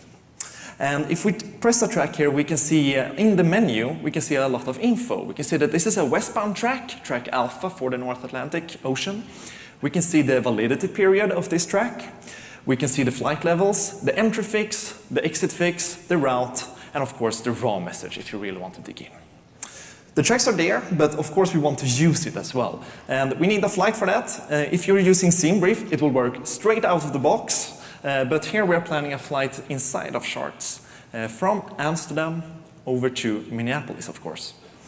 And this is crossing the North Atlantic Ocean, and we will utilize the tracks. So in the left-hand menu, right at the bottom, you can see Oceanic Track button. If you're clicking this button, you'll open up a new shiny track selector. And it looks like this. You can switch between westbound tracks and eastbound tracks. You can also switch between the NAT tracks over the North Atlantic or the PACO tracks over the Pacific Ocean. And of course between the west and east. This track selector is quite smart, so it recognizes your type of flight and pre-selects it for you. And we're going to choose a track here. I think we're choosing the Bravo track and adding it to our route. And it becomes a part of your route. And if you're checking on the left-hand side, you can see that in between the origin and the destination, we now have the oceanic track as its own separate part. Of course, the route is not complete, so we'll auto-route this. And the auto-routing functionality, we put a lot of effort for it. So if you have selected a track, it becomes persistent. So it's going to auto-route according to that track. And that is the oceanic tracks. And it will be available in our booth, so make sure to come by and test it. The next one is Brazil VFR charts. We already have VFR chart, as Steven mentioned, the traditional paper charts for FAA in the US and Rogers data in Europe. Now we have Brazil VFR charts as well by the DKIA provider. Here we are over Brazil. Brazil is a very large country. And if we select in the map preset, VFR charts for Brazil, we can see, okay, Brazil is quite huge. If we zoom in here into Sao Paulo and São José, we can see that you have all the details that you actually need to be able to do a very well VFR flight. You can see all the airspaces, you can see all the obstacles, all the VORs, restricted airspace, the city, everything that you need to have in a very high resolution and this cool traditional paper style chart. If we go over north of Rio instead, we can see there's a terrainy area. And if we zoom in even further, we get a more detailed view of these charts with all the terrains showing, which is very handy for doing the VFR visual flight. And if we zoom out here, we can see that these charts are covering the whole Brazil, so it's a huge improvement here. We're not only doing it for Brazil, we're of course doing it for Southeast Asia and selections of the Middle East. So if we open Navigraph chart here again, we can see that we're over the Southeast Asia. And if we go into the map pre-selector and select Southeast Asia VFR charts, we can zoom in here on Jakarta, and we can see it's a big city. We have some terrain around it. Also to the west, we have a mountain. We can see it contains all the details, all the terrain, all the airspaces, the MORAs, the VORs, everything that you might want to have as a VFR pilot. And this is also available for selections of the Middle East by the same provider, AAD Aero. Then we have the weekly updates for Jeppesen charts. So the Jeppesen charts are these charts. The paper style charts from Jeppesen, the terminal charts, we have those for over 7,000 airports at a lot of airports, and each airport typically have a bunch of these, and they can become outdated. And we will now update these in a 1-week interval instead of the IRAC cycle. Last, but absolutely not least, the Navigraph integration into the Epic 2 avionics suite for Microsoft Flight Simulator 2024. The Epic 2 avionics are standard in the PC-12 and the PC-24, very nice aircrafts. And with the Navigraph integration, you'll get charts and you'll also get SimBrief. So I'll show you a little bit. We are here in the PC-24. And we can see that we have the PFD on the left-hand side and MFD on the right-hand side. In the flight plan source in the MFD, we can select the source SimBrief now. It will open up the latest SimBrief flights that you've created. You'll get a nice preview, and it natively integrates this into the avionics with the SIDs and stars loaded if you want to. And we can see that we can activate it. And we can, of course, go to the departure page, and we can see that runway 26 left, and our SID is preloaded here. So there's very mainstream the workflow here. We can also open the charts, those terminal charts, the Jeppesen charts, both the IFR ones and the VFR ones that we released previously. And if we go into the SID here, we can see that our SID star is pre-selected, and we can preview it here. And we can see that we can pan, we can zoom, of course, it's a chart, we want to do that. But we also have moving maps, so you'll see your own position right inside of the avionics in the PC-12 and PC-24. And that is it for us. So with that said, I'm handing it over to you, Magnus.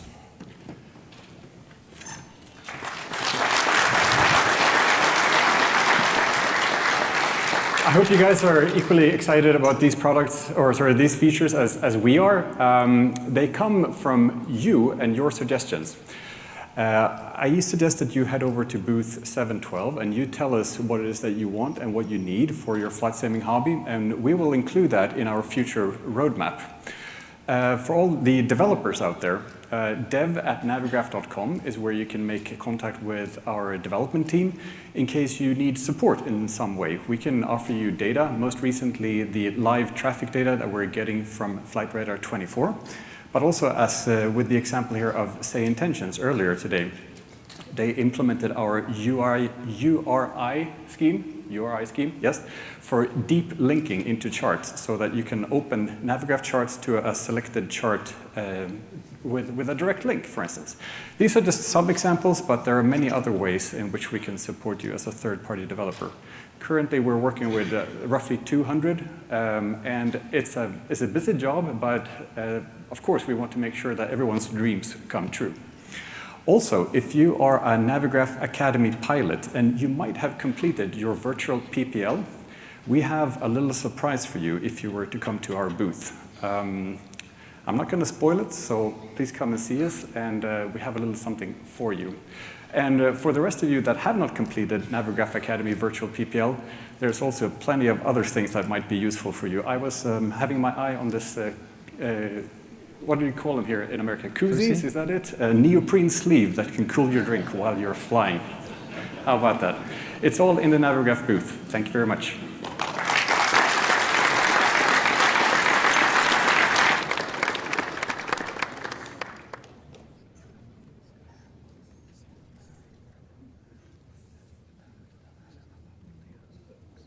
Have you ever tried to pop a panel out of your simulator, only to chase it across 3 monitors?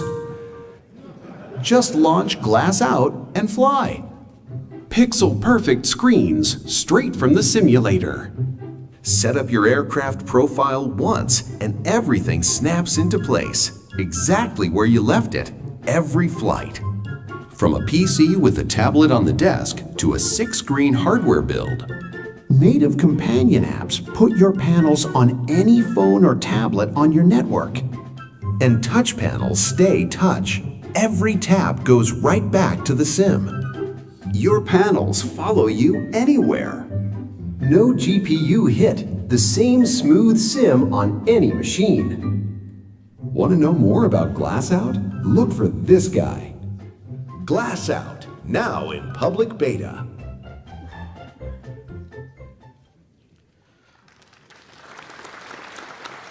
Please welcome to the stage, Virtual Fly.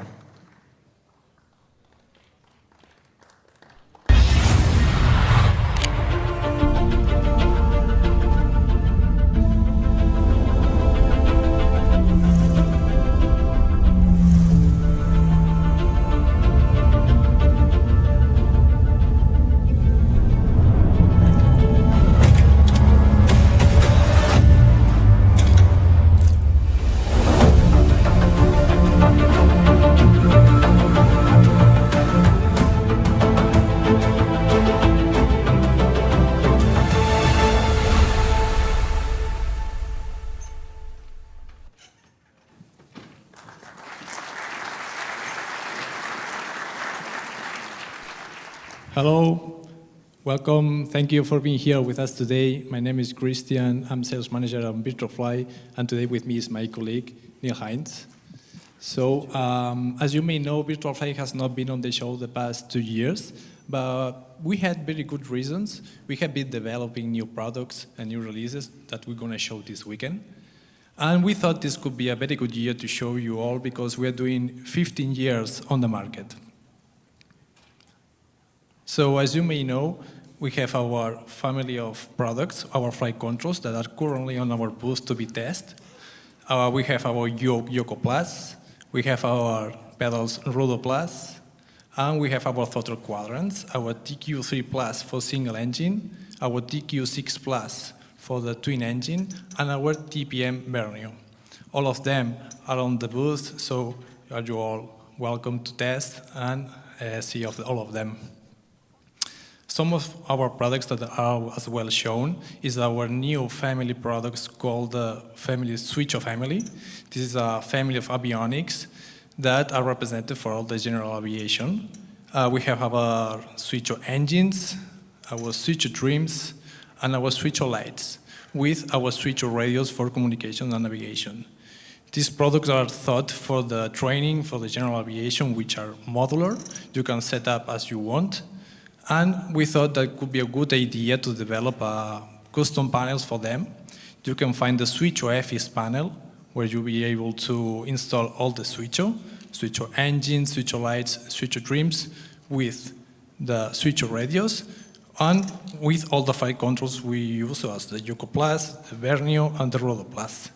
As well, there is the Switcho G1000 panel, where you will have all the switcher products, but you can change the switcher radius for the G1000 product we have as a replica of the actual G1000.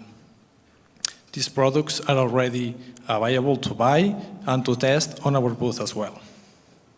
And now, as a new big release for this year on the flight controls, we have our new first force feedback product, our called Yoko Force Neo. This product is developed to be as realistic possible. This product has the next technical aspects. You can find everything here. We have on the left the autopilot disconnection, the trim interrupt, the control for the pitch trim, and the control wheel steering switch. On the right, you will still have the hat switch and the yaw trim, and on the back, the push-to-talk system. So, for the first time, we are showing on a show the product with a new release, which is the linked software we develop. This system, it goes through a software, it's not mechanical, and this is already shown on the booth. You will see how it works and test it as well. This product is developed with our own software. This software is thought to be the most easy and smooth to set up, to configure it, and test it, and do everything you need to make it as realistic possible. So for the next slide, I'm going to give the word to Neil. He's going to pick up and explain you everything on our professional market, our full simulators. Thank you. Hello everyone. My name is Neil Heinz, and I'm the lead aeronautical engineer at Virtual Fly. Christian has told you about what your hands can touch in terms of our flight controls and products. I will tell you about what you can actually fly.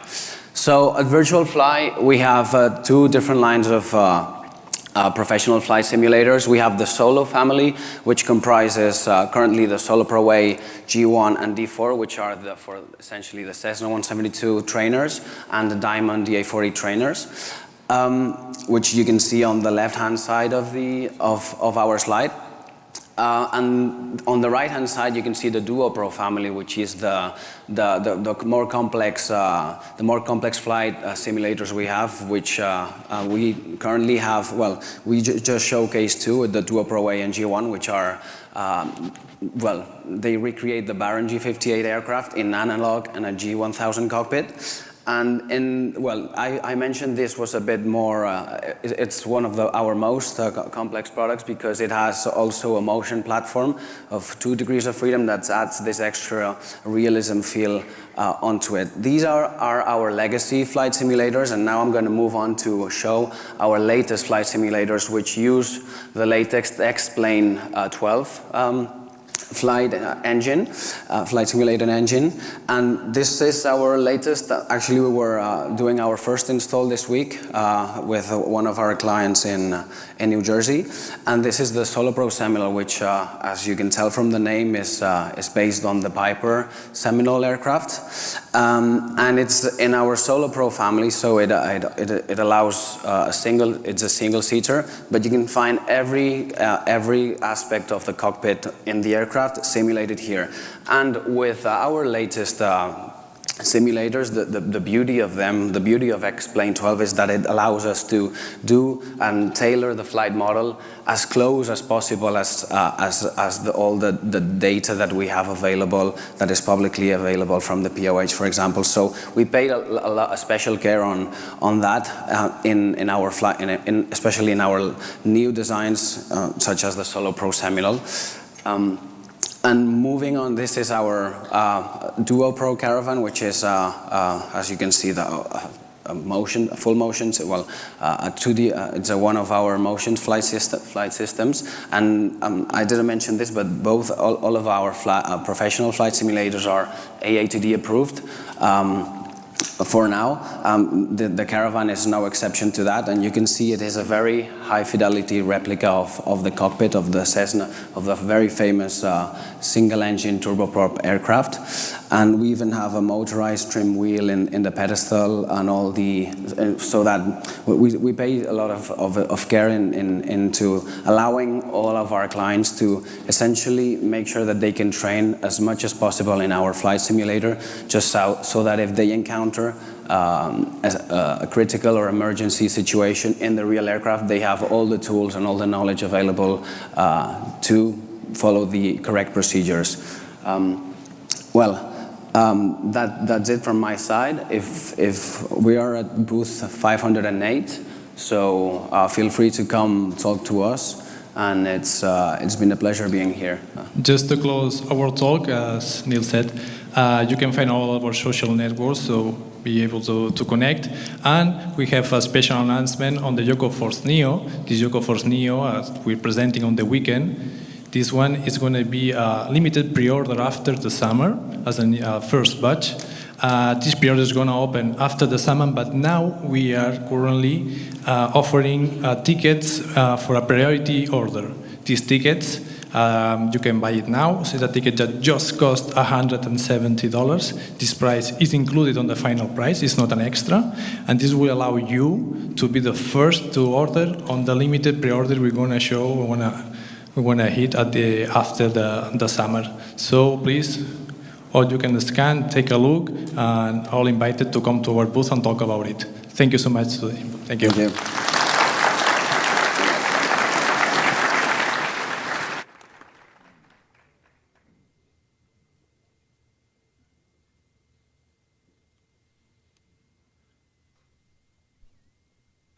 For over a century, the human dream of flight has never ceased. From the early pioneers to the modern age, we always look to the sky. Today, technology has finally brought that grand dream into our world. But to truly conquer the sky, software is only half the story.Meet the CS737 Throttle Quadrant by Cockpit Simulator. Premium engineering, motorized auto throttle, and professional precision. Don't just fly, feel it.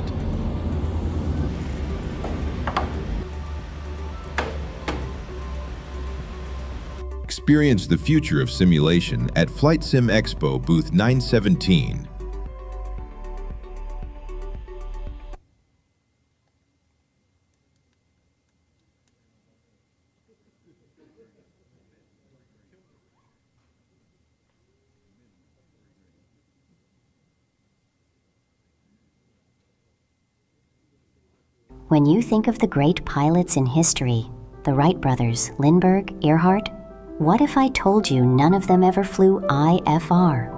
But you can fly IFR.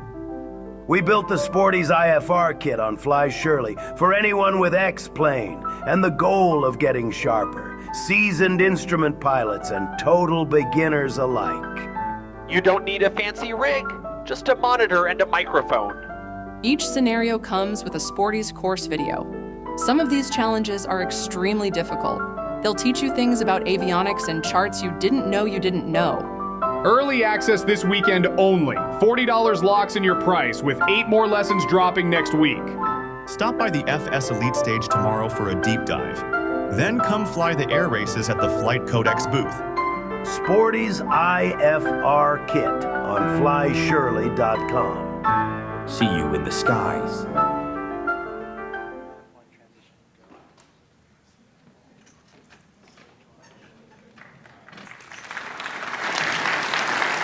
Hey everyone, hope you're all having a good time. My name is Marco, this is Ben, we are from Laminar Research and we want to talk about X-Plane today. So, especially what have we been up the last 12 months? We had 9 releases in total. And 1 second, so here we go. So we had 9 releases in total and really focused on performance. We know hardware is expensive these days, so it's important to get the most out of your box. And we also improved our gateway system, added a lot of new assets for people to create awesome looking airports. And X-Plane 12 is by far our most successful release so far. I picked out 4 releases I want to talk in detail a bit. And let's start with our gateway asset update. That was in July last year. We asked the community, what do you need from us to create airports? And we got a huge list of add-ons, like new cars, camping tents, and stuff like that. And, well, we implemented it. We released 250 assets with it. And it was well received, and thank you so much for all the work you all do, updating the airports and so on. In November, that was quite excited, we released our weather updates. That was by far the biggest update of last year. We implemented a full-blown weather radar and implemented it in our default fleet, and also in the G1000, we implemented synthetic vision, and even historical weather, so you can just go back in time. You want to fly 2 weeks ago, the weather, no problem. Just set date and time and you're all set. And we also provided the tools you need to integrate the weather radar in your own aircraft. Then in November, we had our seat check update. We called it seat check because it touches so many different areas of the simulator. And one of the most exciting features was multi-threading support. So it really improved performance for many people.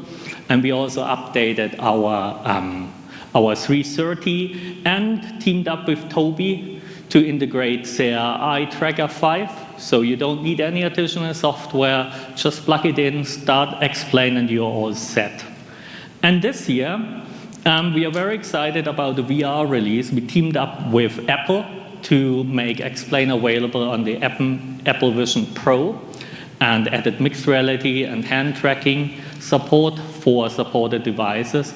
But also other people like, Quest 3 users, they have something out of the VR release because we rewrote the entire system. It's all new. It's a lot better. You have a much nicer experience now. And here I have some nice screenshots from the Discord server. We didn't modify those, they just show how good X-Plane can really look these days. We are really proud of that. So let's talk about the roadmap, what we have planned in the future. We have 3 goals when we decide what to do. The first thing is we want to empower pilots. We want you to have a good experience when you fly, and you end your flight, we want you to say, oh, that was nice. The other thing is we want to empower developers. A flight simulator is just as good as its community. So we want to make sure that developers have the tools they need to create good add-ons, but also get the support from us so that they can reach us, that we are just there, to help them. And the other thing, of course, we want to empower the future.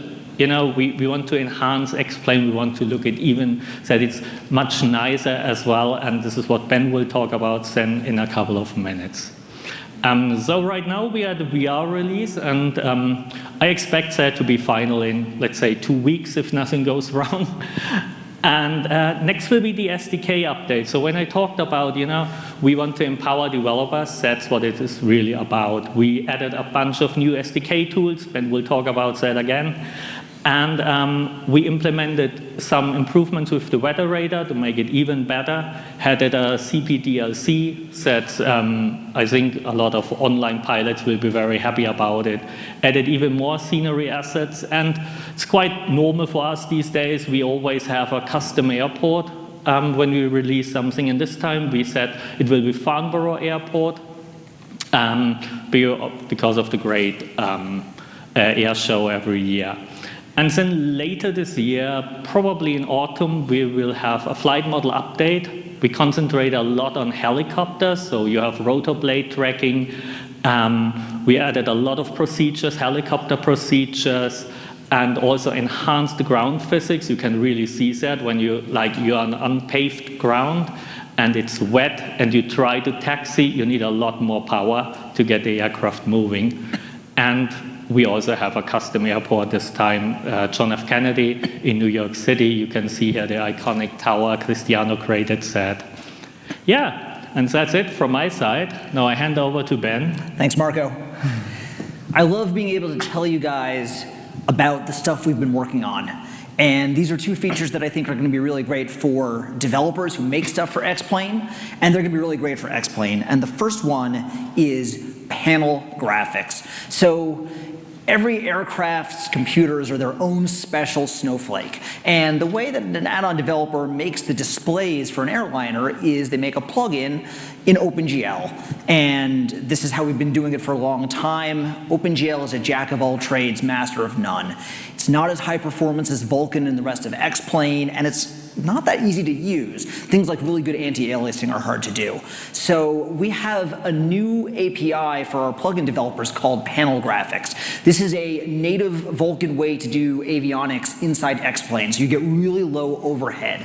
But it's also much easier to use because you get all the things you would want if you're doing an airliner display. You get smooth TrueType fonts, you get vector graphics, you get anti-aliasing, and you get access to some of X-Plane's advanced features like the weather radar, the synthetic vision, the navigation displays.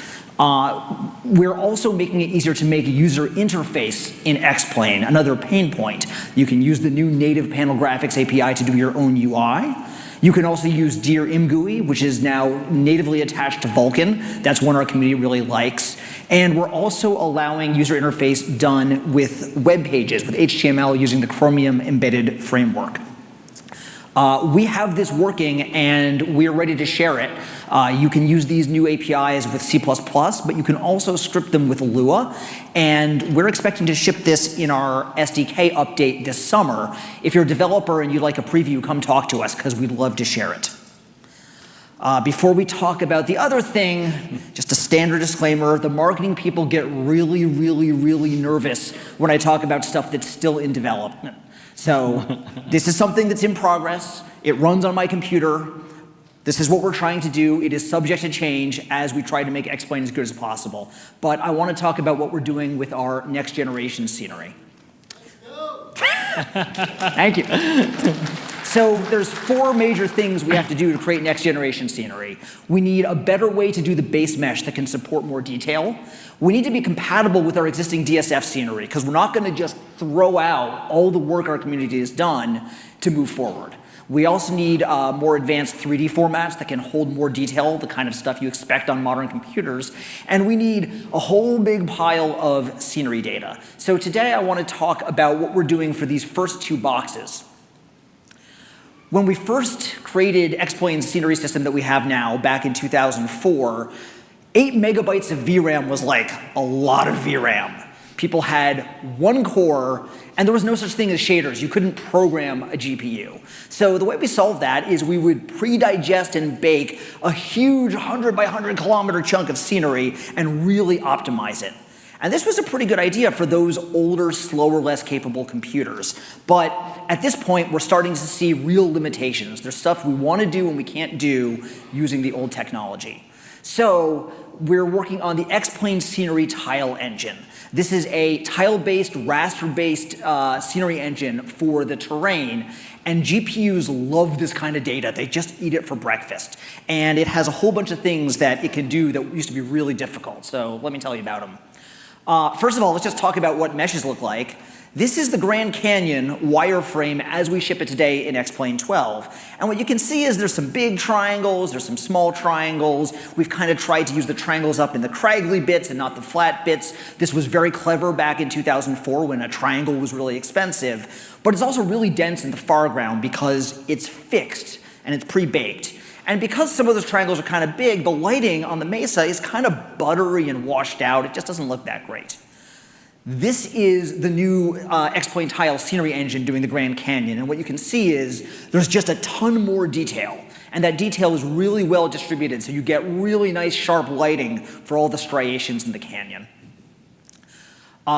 Editing meshes to create custom scenery has been a pain point. So in the old system, we would take that big chunk of scenery and pre-digest it, and if you wanted to edit that scenery, you had to redo some huge region.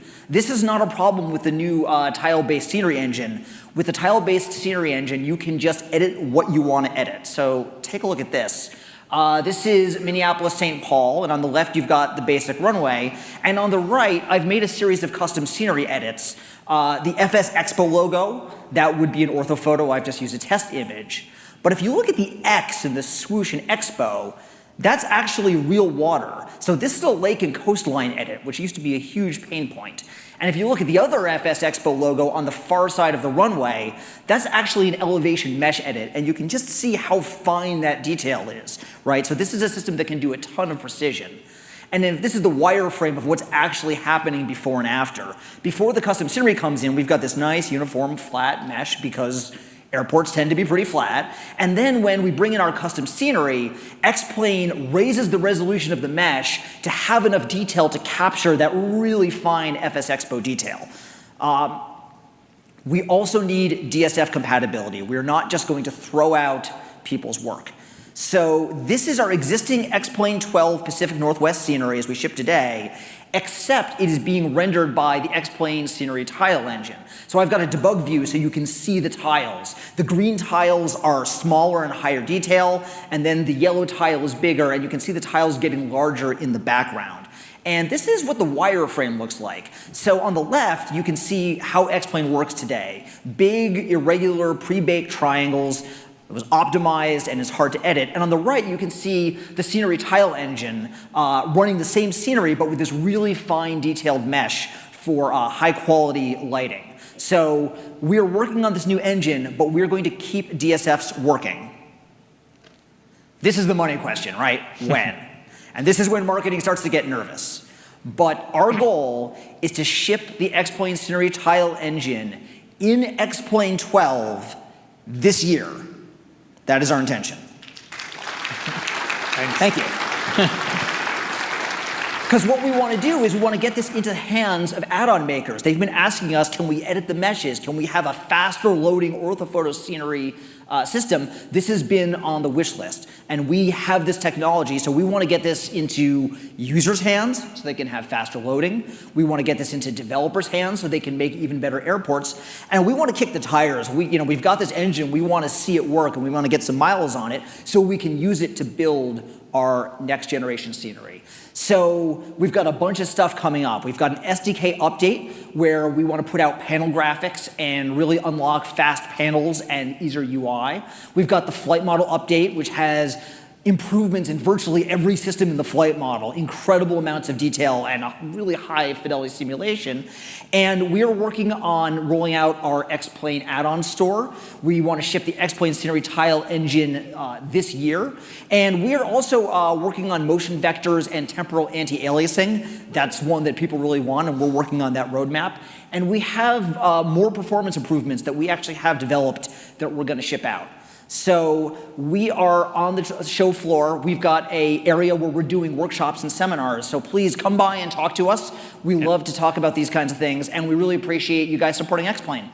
Thank you. Thank you. Bye.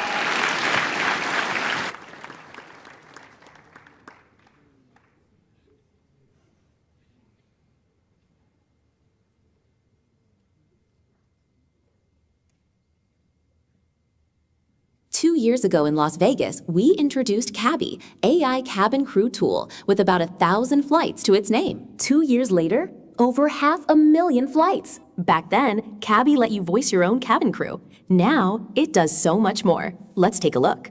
You can talk to your crew and passengers in real time. Jane, quick one for the cabin. Any score updates from the match? Ladies and gentlemen, your captain has asked me to share. It's 2-1 in the second half for Germany, and yes, we'll keep you posted. Drop in your own scenario, a wedding, a birthday, a rough Monday, and the AI builds the whole flight around it. Boarding and entertainment screens on any TV, so you can finally get the family in on your crazy little hobby. Every passenger is their own person, nationality, age, even fear of flying, each with a satisfaction score that rises and falls with how you fly. And after all of that, Cabby now costs less, from $29 down to $22. Please welcome to the stage Fabian Lim, founder of FlightSim.com.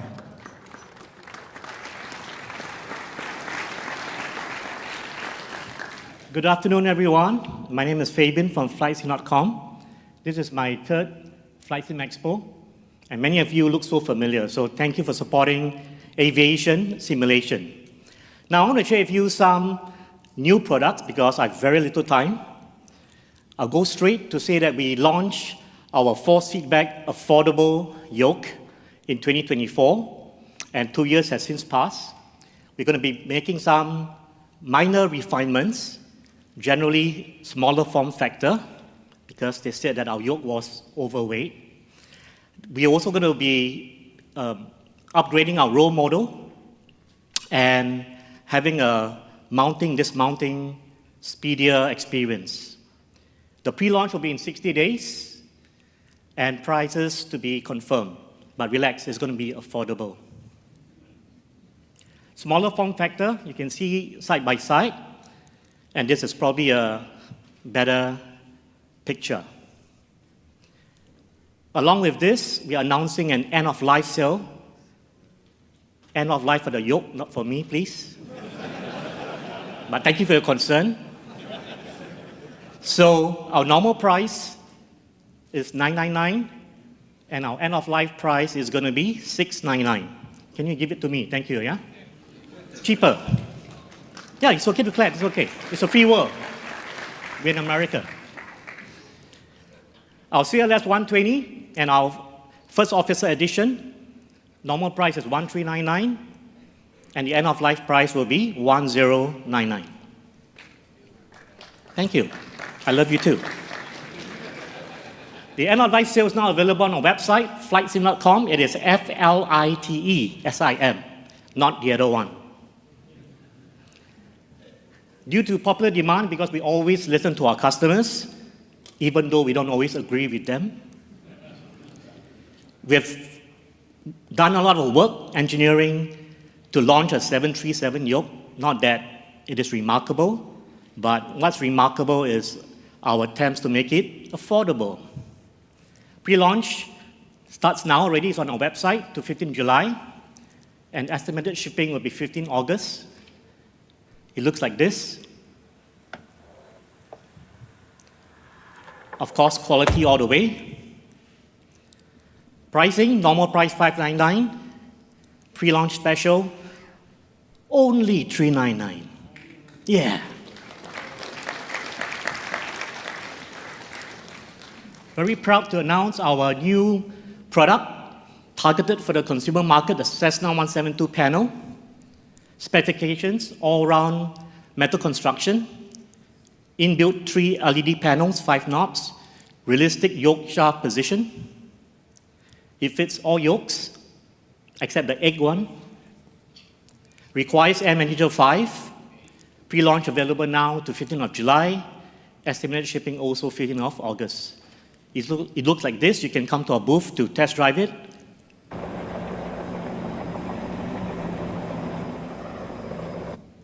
And good news, it's not just for the FlightSim.com yoke. We've also made it compatible for the most popular yoke on earth, the honeycomb. See, we are friends. We're not frenemies.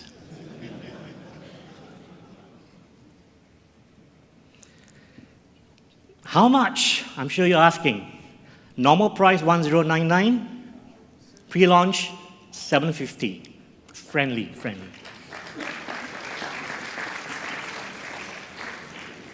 Pre-orders available now on our website, FlightSim.com, FlightSim.com. And happy news, we are now planting our flag in the USA at Redondo Beach, California, with our first partner, pilotloungesim.com. So you can bring your kids there to learn how to fly airplanes in our simulator. You can learn more at pilotloungesim.com. Finally, we're going to be launching a global distributor program, and there are many advantages. Our product portfolio, margins, market positioning, multiple revenues, B2B growth. And of course, you can learn more on our website or contact us at flightsim.com/contact.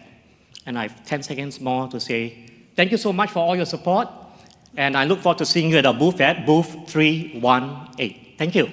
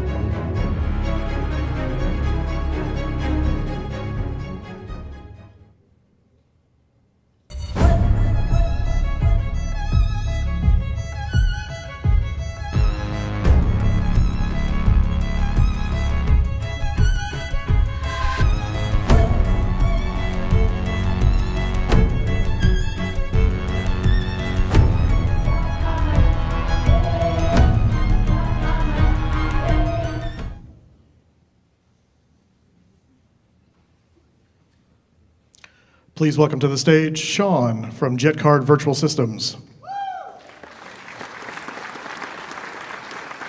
Please welcome to the stage Sean from JetCard Virtual Systems.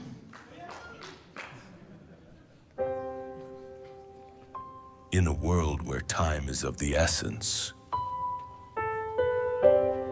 where executives, lawyers, doctors, and sports teams are constantly on the move,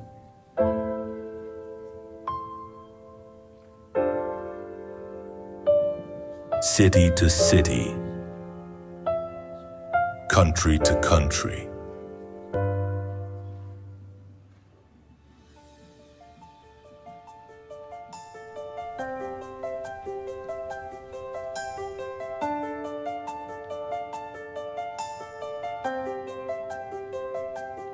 never before in Flight Simulator has there been a platform so centric on moving the virtual world's elite.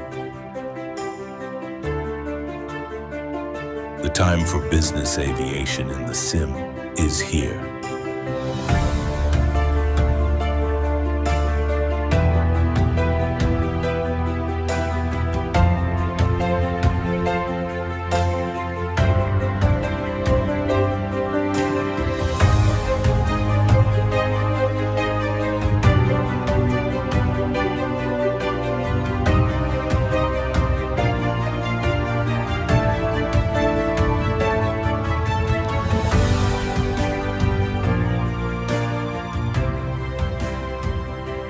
Elegant, unique, purposeful. Welcome to JetCard. Hello, hello. Hope you guys don't mind a quick wardrobe change, and thank you for Evan for letting me have 5 minutes of your time up here. My name is Sean Doyle, and I am the founder of JetCard.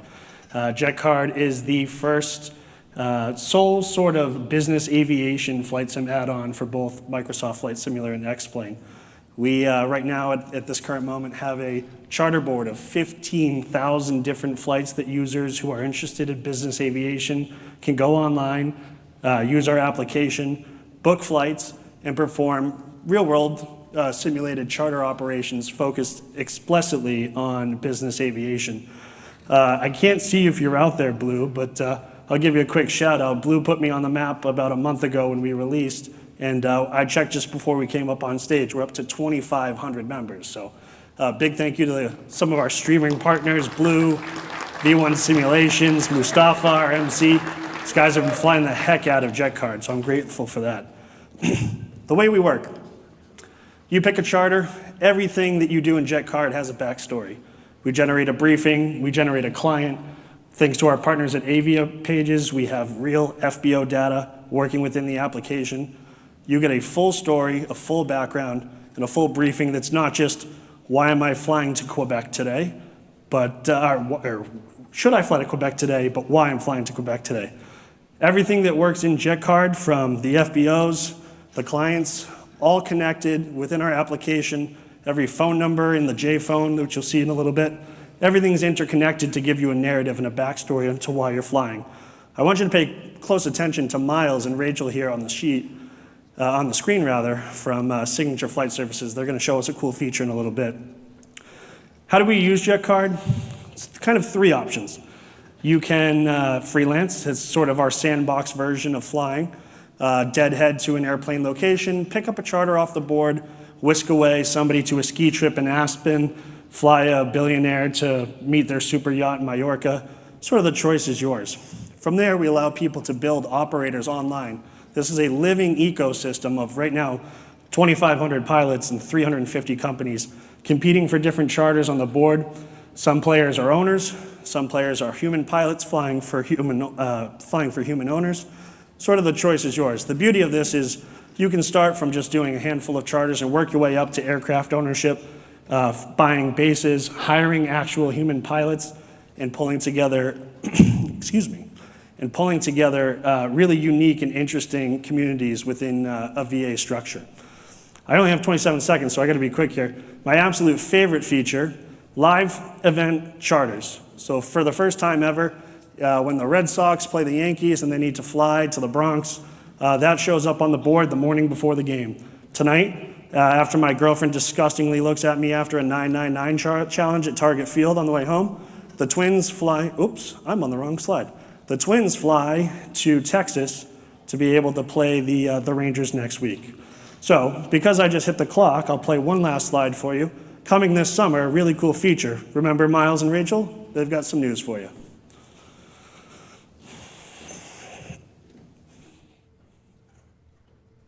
All right, before takeoff checklists, anti-collision lights are on, seatbelt sign is on, transponder set, flight director set to nav. Oh, hello? Hey, Captain. It's Rachel at Signature Fort Lauderdale. I just noticed you're taxiing out, but are you aware you left your client's catering here? Yeah, damn it, I definitely forgot to call you about the catering, didn't I? Hello? Hey man, are you kidding me? Niles just said you left the food at the FBO. He's super pissed.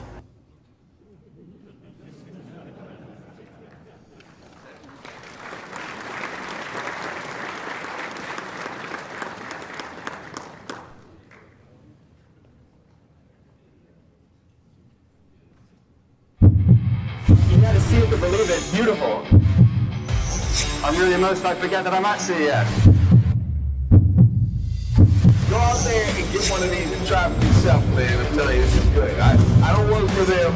Yeah, it's pretty impressive. It's amazing. The reality of the graphics are amazing.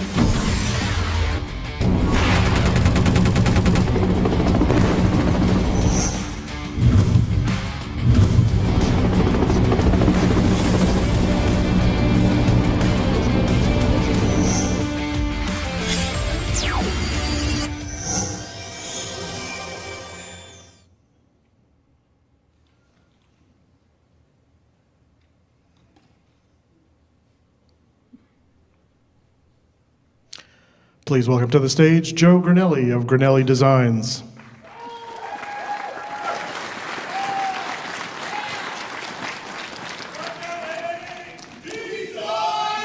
Good morning, St. Paul! Welcome to FlightSimExpo. My name is Joe Granelli, CEO of Granelli Designs, and I am incredibly proud to be here with you today. My name is Joe Granelli, and I am incredibly proud to be here with you today. Aren't we thrilled?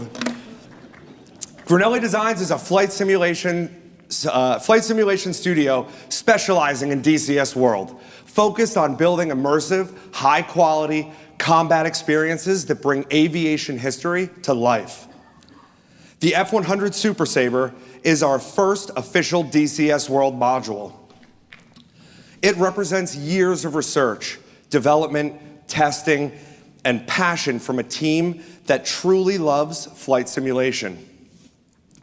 The Super Sabre comes from an era of aviation where pilots were pushing into new territory, flying faster, lower, and closer to the edge than ever before.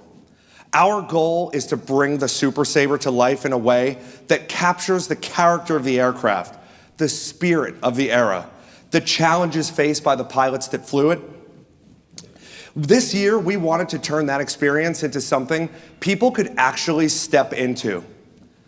The Granelli Designs Combat Arena, a live mission environment where virtual pilots can jump right into the fight right here at FlightSimExpo. Throughout the weekend, the Combat Arena will feature 4 pilot stations, live missions, head-to-head dogfighting, and special effects that bring the action off the screen and onto the expo floor. The call is going out to all attendees. Visit the Granelli Designs booth, sign up for a sortie, and enter the fight. Thanks to our sponsors, Wind Control and Next Level Racing, you will be experiencing the battle with the industry's best equipment. I also want to thank my team and my family. This module would not have been possible without their support, dedication, and belief in what we are building. The F-100 Super Sabre has been an enormous journey for our entire team, and we cannot wait for everyone to finally get their hands on it. And with that said, I am extremely proud to announce that today, the DCS World F-100D Super Sabre by Granelli Designs is live right now.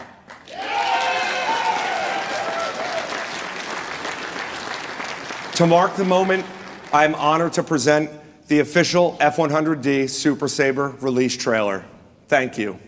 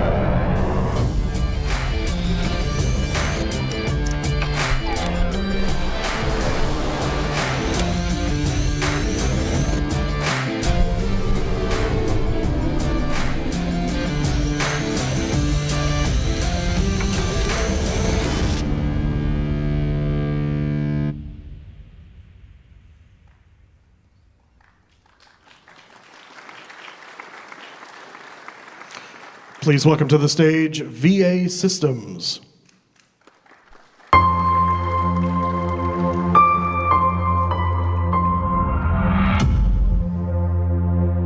want to show you the device right now. Okay, look, you know when you're in an airport lounge, hours before your flight, and you're indulging in the free drink and food? My advice is this: don't have the bright idea after multiple glasses of wine to create a presentation for FSExpo Friday, because this is the result.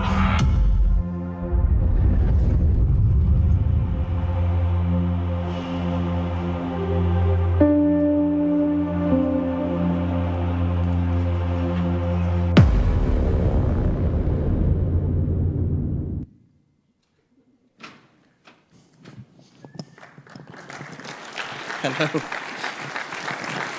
In my defense, I have no defense, but I didn't do the presentation in an airport lounge like last year. I did it on the plane instead. I'm Matthew. I'm the CEO at VA Systems and VA Hardware, and today I'm going to share a bit of our roadmap for the next year, what we've got lined up, and what we're working on. I'm going to kick things off with a panel. For those of you that aren't aware, it lives inside Microsoft Flight Simulator, kind of like an iPad or an EFB, but it's specific to our ecosystem with our products and solutions. We started off with our Missions app, and then last year we released the Activities app, and then more recently, our Checklist app. The panel is free, has always been free from our website. If you do purchase it from the marketplace, it is set to the lowest possible price.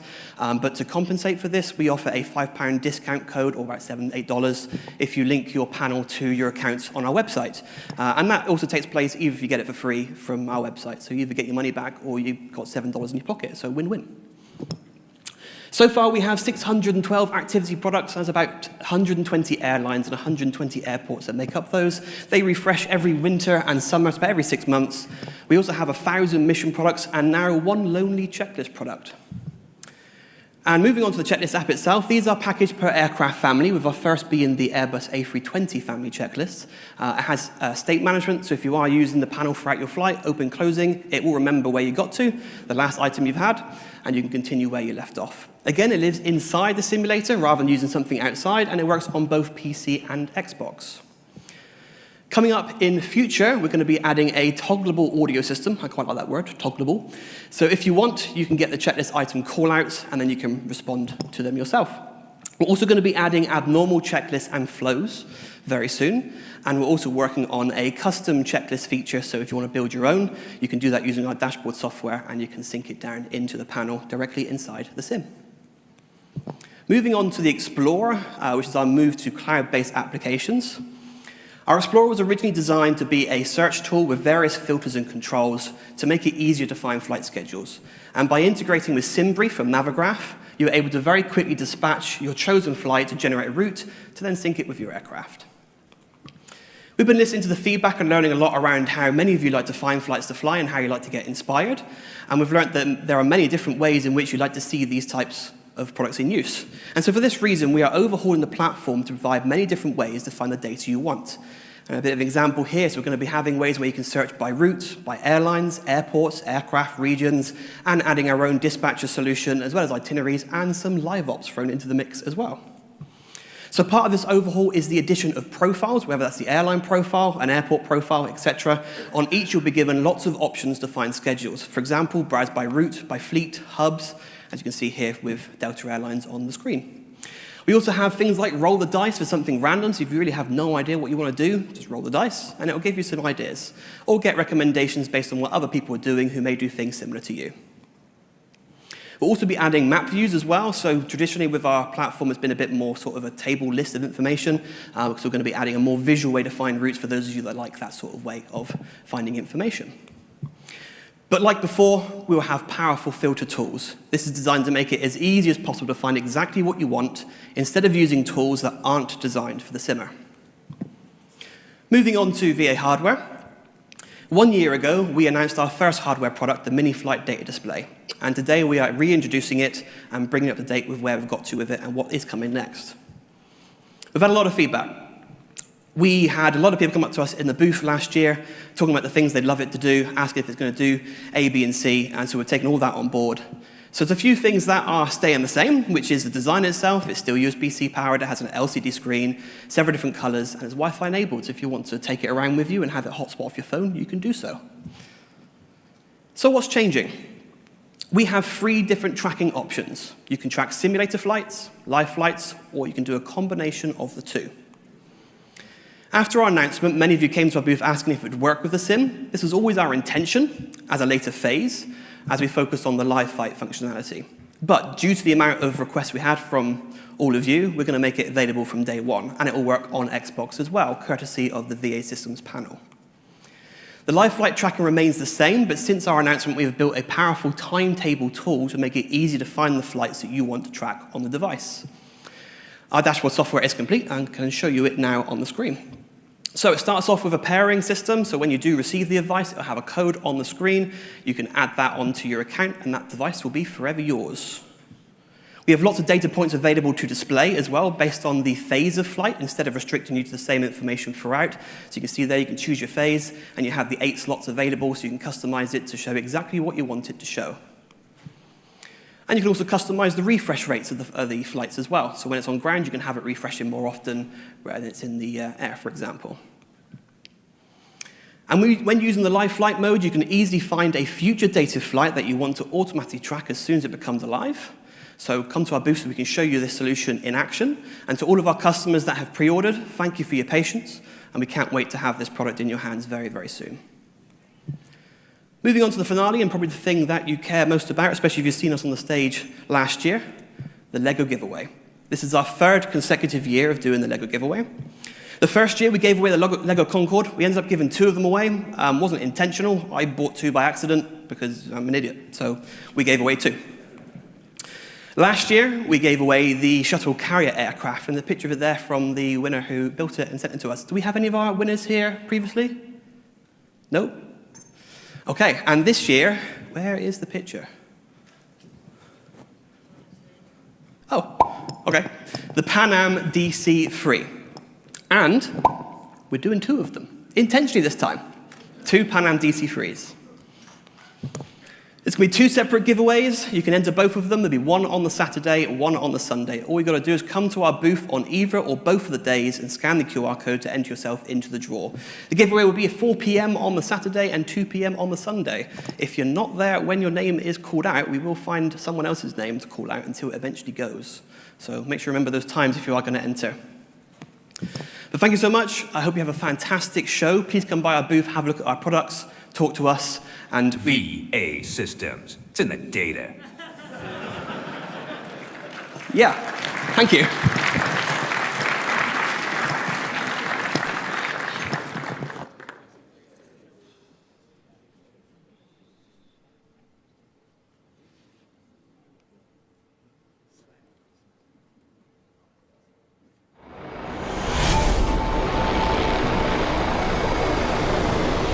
Introducing the Boco Bo 105 helicopter, developed by Stratoware, in partnership with Miltech Simulations, and sound design by Echo 19.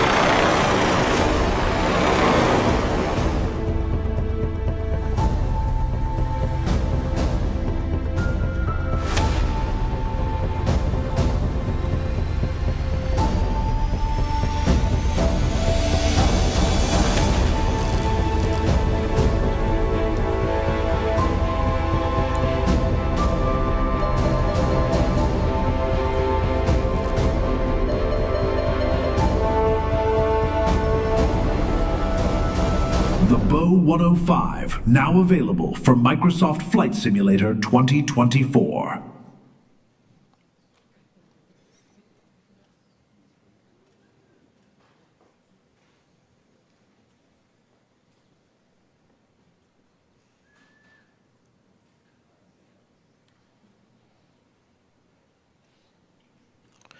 Please welcome to the stage Zach Priest, Flight Sim community member and business development manager for Moza.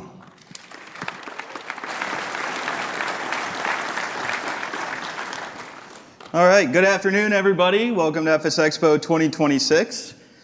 Today, from Moza, we're officially excited to showcase the next evolution of our flight ecosystem. Over the past year, we've continued expanding our vision of creating immersive, realistic, and accessible flight simulation hardware for pilots of every discipline. Whether you're flying commercial airliners, general aviation, or military platforms, our goal remains the same: helping sim pilots to build the cockpits of their dreams. Today, we're proud to showcase several upcoming additions that continue bringing that vision to life. I guess, there we go. So at Moza, we understand every pilot's journey is different. Some fly airliners, some enjoy general aviation, others prefer military aviation. Rather than creating isolated products, we're building an ecosystem that grows with you. Every product you'll see today works together through Moza Cockpit, providing a unified experience across multiple aircraft categories. Let's begin with our Airbus-style ecosystem. The MA3F electronic flight control module recreates the control pilots interact with during every phase of flight. From heading and altitude selection to EFIS management, every interaction has been engineered to provide an authentic Airbus experience.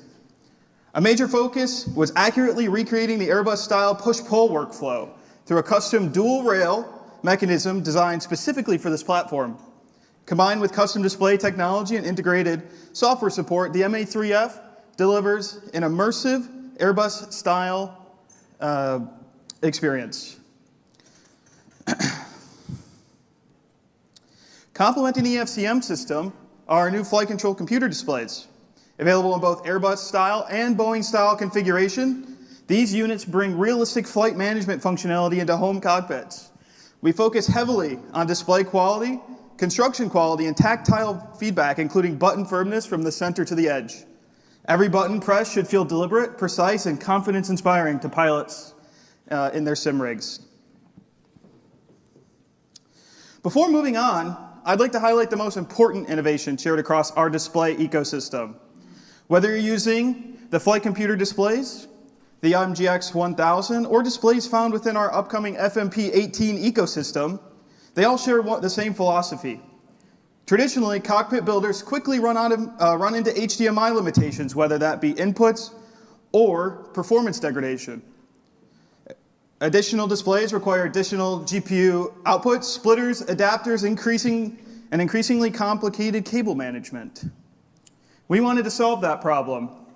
Our display ecosystem connects through USB and integrates directly with Moza Cockpit, meaning it's just another 10 USB splitters. No more HDMI cables. The result is cleaner installations, reduced systems complexity, easier expansion, and significant future scalability. Moving into general aviation, we're excited to introduce the MGX 1000. Designed to provide a realistic glass cockpit experience, the MGX 1000 combines a true size display with integrated controls and seamless Moza Cockpit integration. Using DisplayLink technology and USB connectivity, pilots can continue expanding their cockpit without consuming valuable HDMI outputs or frame rate degradation due to an overload of HDMI cables. And our final product announcement for today is the FMP18 panel bundle. Inspired by modern carrier aviation fighter aircraft, the FMP18 combines realism, immersion, and modularity into a platform designed specifically for combat aviation enthusiasts who have a mission focus. Through magnetic mounting and integrated pogo pin connectivity, pilots can rapidly reconfigure their cockpit while maintaining a clean and professional setup. And combined with our USB display ecosystem and Moza Cockpit integration, the FMP18 establishes a strong foundation for future expansion. And when viewed together, these products represent something much larger than individual launches for our company. They represent our commitment to building a complete ecosystem capable of supporting virtually every corner of flight simulation. And the wait's almost over. We're incredibly excited to bring these products to the flight simulation community, and we believe you'll be extremely pleased not only with their capabilities and features, but also the value they deliver with incredibly surprising price points, pleasurable surprise for the price points that will be announced with these products. And we're happy to announce that we're targeting a Q3 release date for all of these products. Thank you for supporting Moza Flight. Feel free to try out all of these products at the National STOL workshop booth, or any of the partners you see here. You can try our previous ecosystem. I'm happy to answer any questions about our ecosystem, aviation, if anybody has any. We have a couple extra minutes here.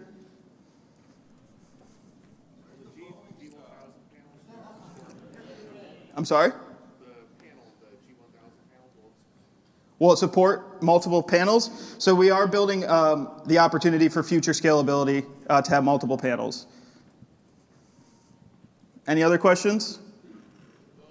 I'm sorry?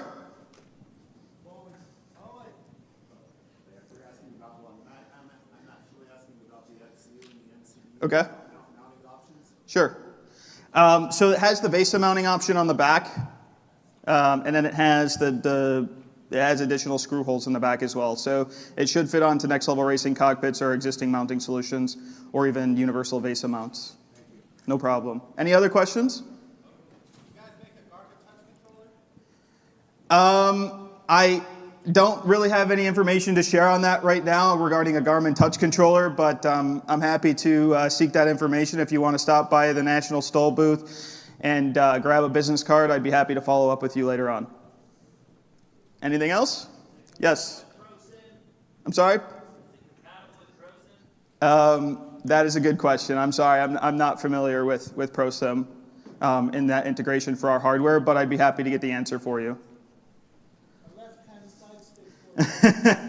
So, while we have not officially announced a left-handed flight stick for our Airbus ecosystem, we did have a prototype usable and on display at FS Weekend. So I just want everybody to know that we have heard you. We are making the strides there on that, and we do have a prototype that is usable and was on display and used at FS Weekend. Okay, so I was asked about the left-handed Airbus stick, and like I said, we did have a prototype available at FS Weekend, although there's no official announcement regarding cost or release date for that left-handed stick. So obviously you did see the Boeing style FCD up there. Right now I don't have any additional information to share regarding Boeing ecosystem expansion, but stay tuned because we definitely have a lot of exciting news on all fronts coming out over the next several years and throughout the end of this year as well. Any other questions? Way back there. You're gonna have to yell. I grew up around airplanes.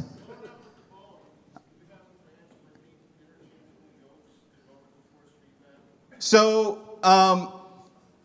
we do have the MFY Pro yoke. So he asked regarding interchangeable yokes for our AY210 yoke system. So we do have the MFY Pro yoke, which is available to test at the National Stoll Workshop booth. So that's the first iteration of what we're putting into interchangeable yokes. That one has a screen on it where you can simulate essentially what many of you would understand as dual G5s on the screen. You can adjust profiles via the screen. You can display checklists on the screen. So if that's an indication of where our priorities are, I hope that answers your question there. Again, I can't answer any questions about future roadmap right now in terms of Boeing-style products, but we are looking to expand our ecosystem quite dramatically over the next couple years. Are there any other questions I can answer? Yes, sir? So being that Wind Control pretty much has that stuff up there, what's going to be the difference between y'all's in quality and pricing? Good question. So he's asking regarding the competition on the market right now. I could tell you that one big thing we focus on is user experience. So we want these products to be plugged into the computer and usable. I have 15 seconds left, so I'll try to answer this as fast as possible. We want these products to be able to be plugged in and used without much user interface between the time they're plugged in and the time that you get to actually hop in the cockpit. So I think that'll be the biggest thing we focus on. All right, I'm out of time, everybody. Thanks for having me, and have a great FS Expo. All right, an impromptu Q&A that we hadn't planned for. So just a reminder to all the other developers that we don't want to do that too often because we're live streaming this and we can't pick up the audience. So anyway, we are about to go and take another break. You may have noticed I haven't had to pull anybody off the stage yet. We're actually ahead of schedule. So kudos to all the developers, but that's good for you guys because it means we're not going to stay here so super late. But we're going to take a 15-minute break right now so you have a chance to, again, stretch your legs, go to the restroom, get some water, and we'll see you back here in 15 minutes.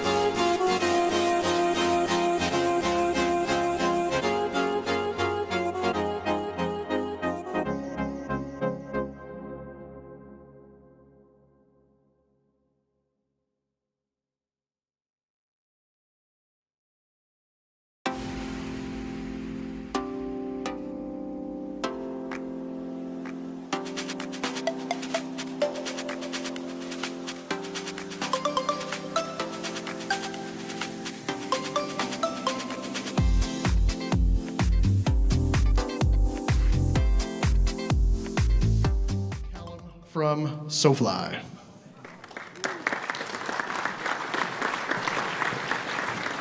Hello everyone, welcome to FlightSimExpo 2026. My name is Callum from SoFly, and it is a real privilege and honor to be on stage for FS Expo Friday for the third time in a row. So today it is really exciting because, as you just heard, the show floor is going to be open for the first time ever on a Friday. So please do stop by booth 414 to check out the SoFly physical collection, which includes our Captain's USB bundles, which offer amazing savings, our Aircraft Checklist Pro booklet, and also our game cases where some of our premium software is included as free gifts, including our recently released Aerotone. Now, speaking of Aerotone, we released this earlier this year, and we had some incredible feedback from the entire community. So for my first announcement today, I am pleased to say we have a brand new update coming very soon. Please check out this trailer.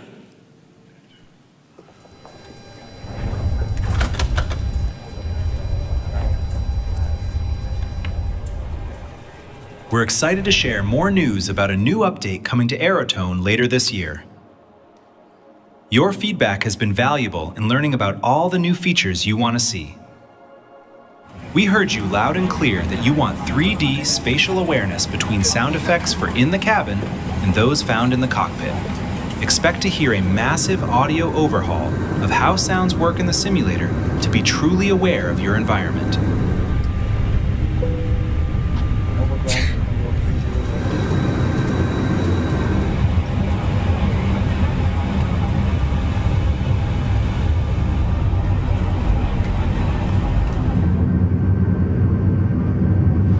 Aircraft audio effects will also be part of the update, such as dynamic rain hitting the cockpit, which will vary depending on the weather conditions.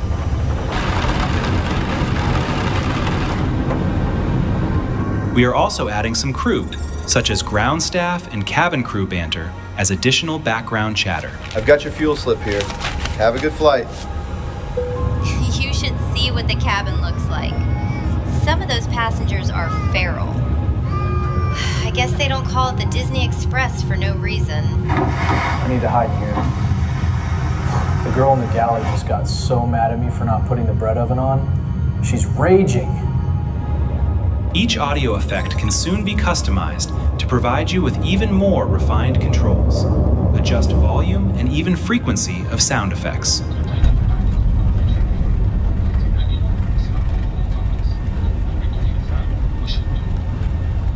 This is just a taste of what's to come in the next major update for Aerotone.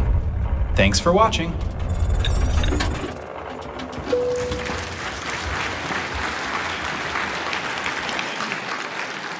So thank you very much. So that is a free update coming to Aerotone for consoles and PC users, and it is going to be coming later this summer.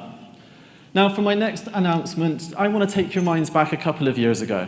I was on stage here at FS Expo and I rather prematurely announced the product. If you can remember, that product was Cabin Announcement Pro. So I am really pleased to say I have some amazing new details about that product which will be coming later this year, and that is a promise. I have another video to show you Cabin Announcement Pro in progress. Welcome on board our flight.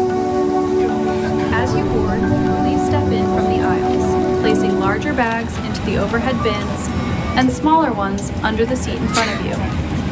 A reminder that smoking is not permitted at any point.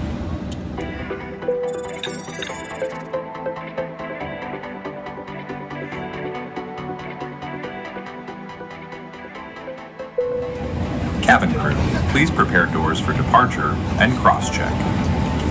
As we leave the gate, fasten your seatbelt by inserting the metal tip into the buckle. Smoking, vaping, the use of e-cigarettes, or any smokeless product, including chewing tobacco, is not allowed on any Delta flight. Before takeoff, bring your seat to its upright position and stow your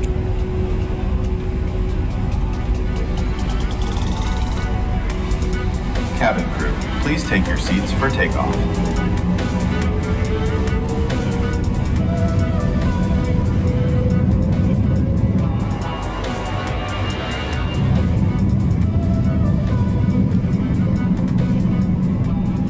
shortly be passing through the cabin with our in-flight service, offering a range of drinks and snacks. We have encountered some rough air, and the captain has found it necessary to turn on the fasten seatbelt sign. This is your captain speaking. We're just a few miles away from beginning our descent. On behalf of myself and the whole crew, thank you for choosing to fly with us. As we are flying in the hours of darkness, we will be turning off the cabin lights.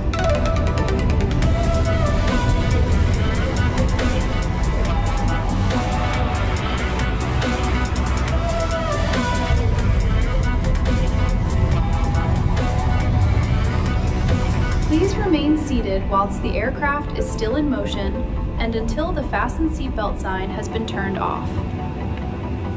Doors to arrival and cross-check. When you leave us today, please check for any personal belongings in the seat pocket, overhead locker.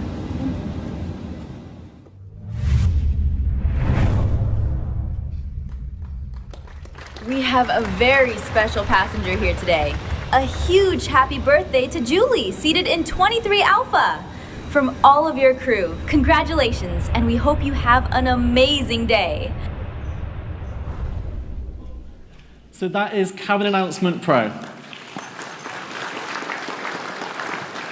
So I just want to take you through some of the things you saw in the trailer today. So manual mode, do what you like, the announcements are yours, play them at your whimsy. Then we also have automatic mode as well. Automatic mode will dynamically take your SimBrief flight plan and assign an airline based on that, as well as an accent. That accent will then also be chosen to then give dynamic announcements throughout the flight, including watching out for turbulence, time of day, weather, and so forth. We also have a powerful in-sim panel as well, and it also enables you to do ad hoc announcements from celebrations, such as the happy birthday one, and also go-around announcements as well. It will be global ready, regionalized accents depending on your airline, and there will be a multiple variation of accents for both cabin crew and for the pilots as well.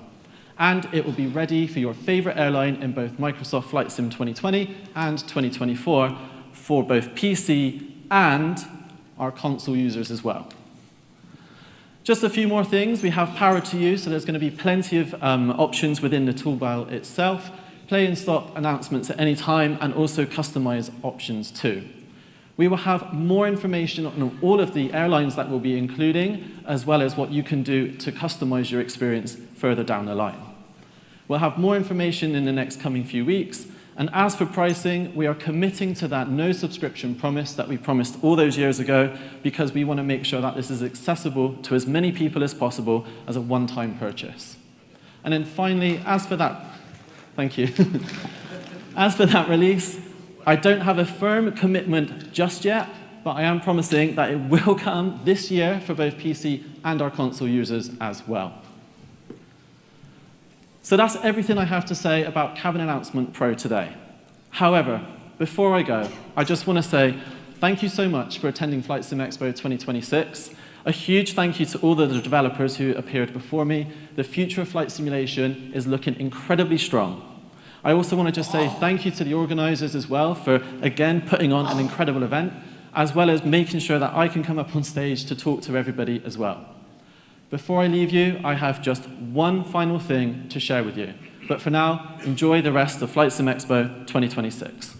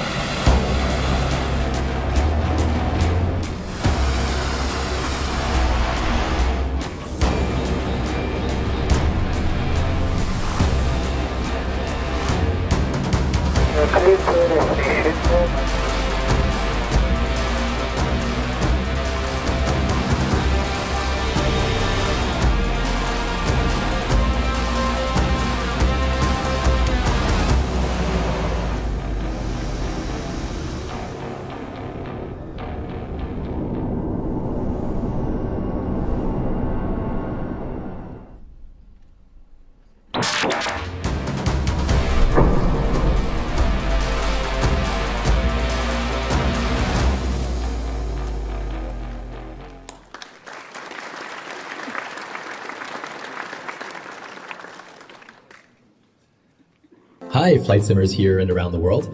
Over the past couple of years, we've connected with many of you here at FS Expo, and Beam's improvements have come directly from your feedback. If you're new to the Beam eye tracker, it's an app that lets you look around your cockpit naturally using just your webcam for both eye and head tracking.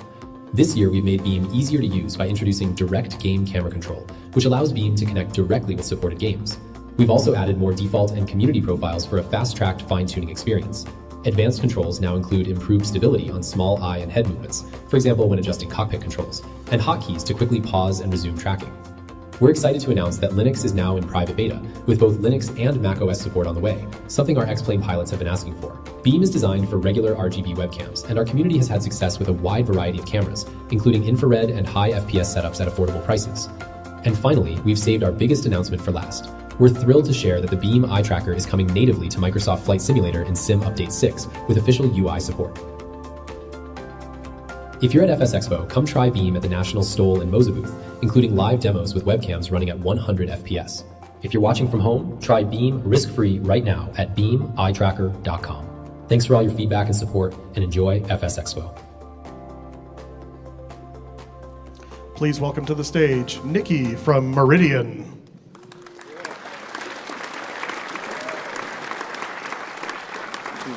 Oh, you actually, it's like a Hello, everyone. I think before we start, we should give Callum an extra round of applause because what he does for this community is absolutely amazing. So let's do it. All right. But we better get started because I don't want to run over again like last year. All right, so hello, FS Expo. It's honestly an amazing honor to be in a room with over 2,000 dedicated flight simmers.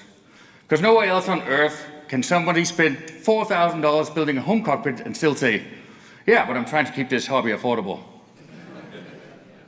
And honestly, that's why I love this community. Your pilots, your tinkers, your builders, your cockpit nerds, your home sim engineers, armchair captains, VFR weekend warriors, combat sim fanatics, and people who spend more time configuring control profiles than most people spend on learning a second language. And that matters, because flight simulation hardware is not just plastic on a desk. When it's done right, it becomes part of the aircraft. It disappears into the experience. It lets you stop thinking about hardware and start thinking like a pilot. And that's always been the goal. I've been part of this community for a long time. I helped build products that many of you have used, loved, modified, repaired, probably cursed at, but hopefully also enjoyed. Meridian is about taking everything that I've learned through the years, everything this community has asked for, everything that was missing, and building the next generation in flight sim hardware, from the ground up and beyond. Today we're going to show you three things. First, where Meridian's going with yokes and throttles. Two, where we are going, let me try that again. How we're going to make serious flight sim hardware more accessible across both PC, Xbox, and other consoles. And third, why collaboration with the community, with developers, with partners, and the wider industry is the only way we can move this category forward. So with that said, welcome on board. Let's start with the Horizon Plus and the Latitude Plus. When we started designing these products, the question was not, how can we make another yoke or another throttle? The question was, what would this category look like if we stopped accepting the limitation that everybody's gotten used to? Because for years, flight sim hardware have asked simmers to compromise. You want realism? Then it gets expensive. You want affordability? Then you're going to give up precision. You want aircraft-specific controls? Then you need multiple devices. We wanted to break that pattern. With the Horizon Latitude Plus, the goal was simple: create a flight control system that feels serious, that looks beautiful, that adapts to different aircraft and still stays within the reach of the wider community. The system was built around three ideas: precision where it matters, modularity that creates value, and immersion that you can actually feel. And instead of me standing here trying to explain every detail, I'll rather show you. Or not. Hey there. So instead of doing some fancy video with renderings and stuff, which you see so many of, I'd rather show you what's here for you tomorrow and tonight, I guess, for you to try out. So Horizon and Latitude Plus, this is the GA configuration. It's beautiful, trust me. So multi-engine currently, so master avionics, light switches, your quick release yoke, which you're gonna hear much more about why it is and what you can do with that later. Dual vibration, both linear and vibration haptics. 2 ignition switches with spring loading, and then this beautiful avionics panel. So thanks, Sebastian, for setting it up. You'll find out later in the presentation who that is. And then you have your audio panel, your comm panel, and your autopilot, plus all your engine gauges and warning light panel. The gear lever is 2-position gear lever with lock, and then parking brake,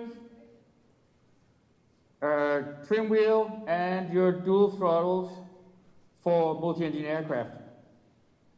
There it is. Come down, try it, but let's take a look at the next one. Over here we have the Boeing setup. So instead of master and avionics switches, you have the main panel and lower DU switches. The light switches have been switched over to show commercial airliners. And then on the left side, instead of ignition switches, you have a full hybrid EFIS panel. Then if you go over to the throttle unit, beautiful, isn't it? Then we have a complete Boeing MCP, but it's a hybrid, so it works both for the 737, the 74, the 75, the 76, 777, and the 787, so it's basically, we tweaked it a bit so you can use it for any. The annunciator panel is fully automatically customizable, so whether it's the overhead panel or the main panel or the pedestal, any warning light that comes on will appear in this display for you. Then the throttles, full flap lever, detents, exactly like the real one. That can be exchanged between different Boeing aircraft. And then speed brake, same thing, you can arm it. And then throttle levers with full axis thrust reversers. So I can't wait to see you down here. I bet you have a lot more questions, and I'll be right here to answer them all for you. So see you soon.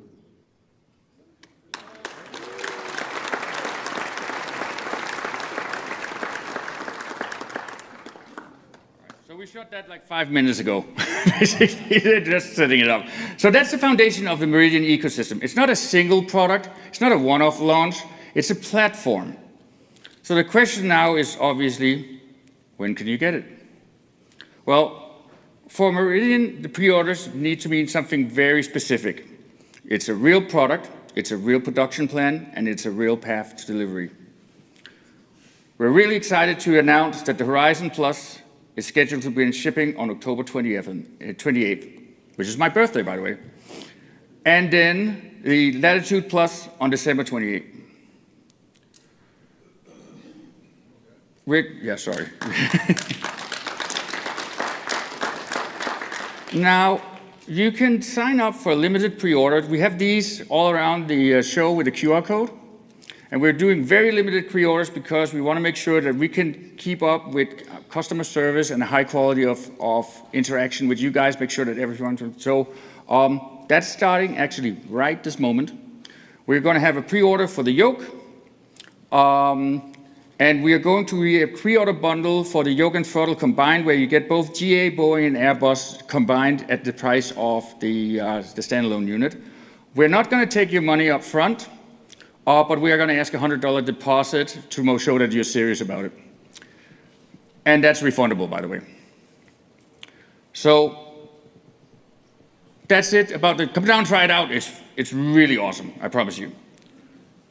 So the next thing we're going to talk about is a new partnership.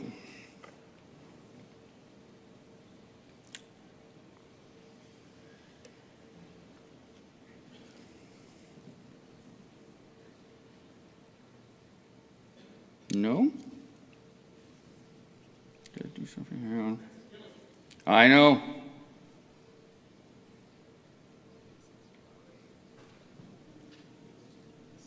Shit. Let's try. Oh.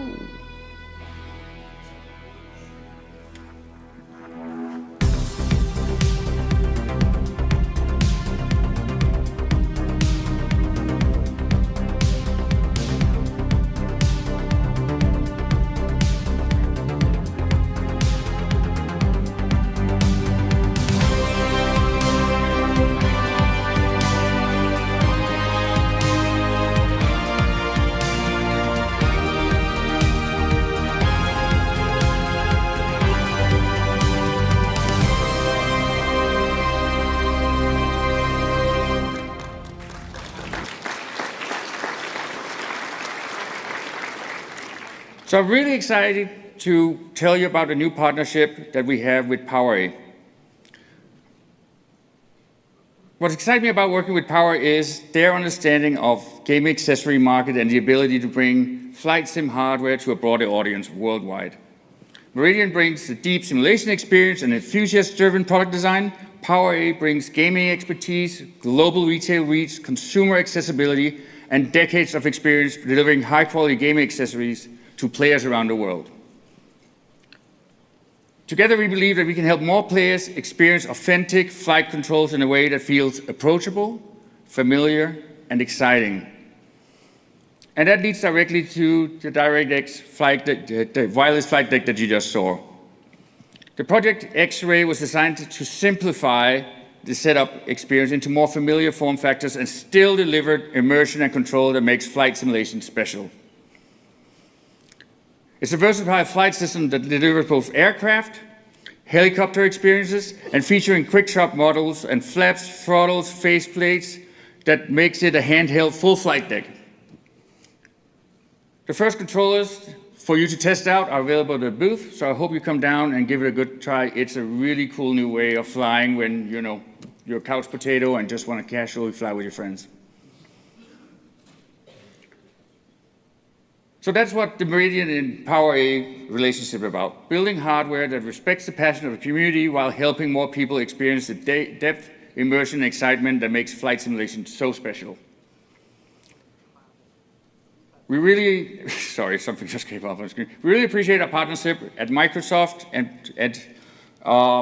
the Project X-Ray is still in active development at Xbox and Microsoft, but it's going to be available fairly soon. I just can't give you the exact date right now. So that brings us to rudder pedals. Now, rudder pedals is a funny thing because they sound simple until you actually try to design them properly. 2 pedals, left and right, toe brakes, how hard can it be? But then you realize everybody wants something different. And somebody in the back always asks, can I use them barefoot? No. But rudder pedals matter because they're the one thing that really makes you feel connected to the aircraft. They control the part of flying that separates smooth pilots from people who look like they're escaping a crime scene. Rudder pedals are about feeling the connection with the aircraft, and no set of rudder pedals have achieved that so far, and at least not in my experience. And so I've designed a pair of rudder pedals with a cable and pulley system that's quiet, that's more compact, and where you really feel that you're connected to the aircraft, that you're connected to the actual rudder and not just some spring-loaded stuff. So it's going to be 25% smaller than what I previously designed. It's going to be 50% quieter, and it's going to feature our new Quantum Leap 16-bit TMR sensor, tunnel magnetoresistance sensors, that is literally the next generation. It's far beyond what Hall effect sensors can provide in precision. And so this is the Longitude Plus. I hope.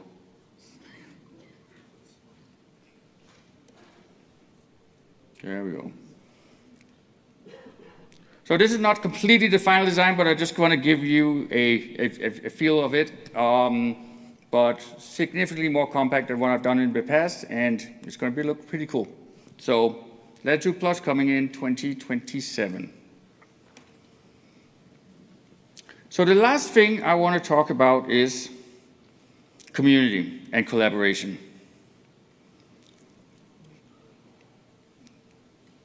Oh, shoot.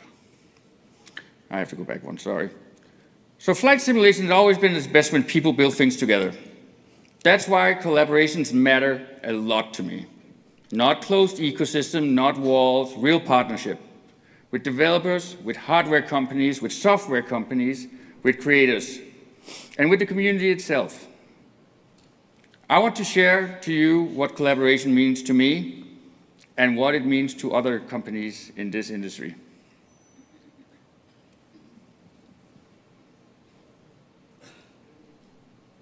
One more. Hi there, Edson with Parallel 42. It's a family affair here at FlightSimExpo 2026. I've got my dog, I've got my dad. I didn't quite mention that in order of importance, I promise. This is my dad and this is my dog. We're excited about family. We're excited about the community. The community is a family. Hardware developers, software developers, utility developers, any developer. We should all work together to make this a better hobby for everyone.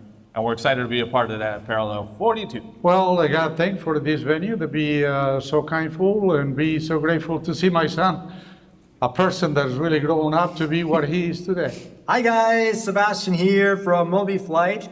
Unfortunately, I could not make it to FS Expo this year, but I'm very excited to share this message now with you via video. MobiFlight is partnering with Meridian, and we've known Nicky for a long time, and we truly appreciate his passion for flight simming in general, and especially also the community that is involved. And those values are also driving us as MobiFlight.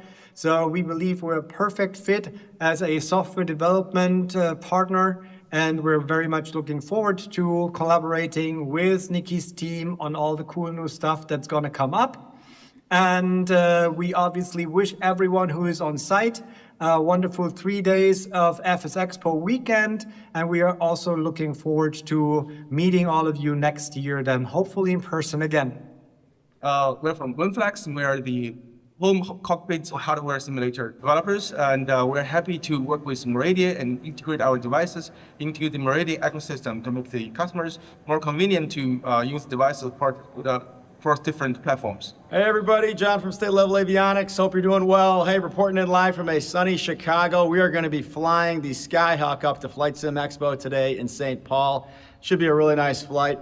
Looking forward to bringing support and expanding our State Level portfolio of panels to include the all-new Horizon Plus and Latitude Plus from Meridian GMT. So really excited about this partnership with Nicky and the whole crew there. We're going to be walking the floor Friday afternoon and the evening, so feel free to stop by, stop me if you got any great panel ideas. Would love to talk more about them with you.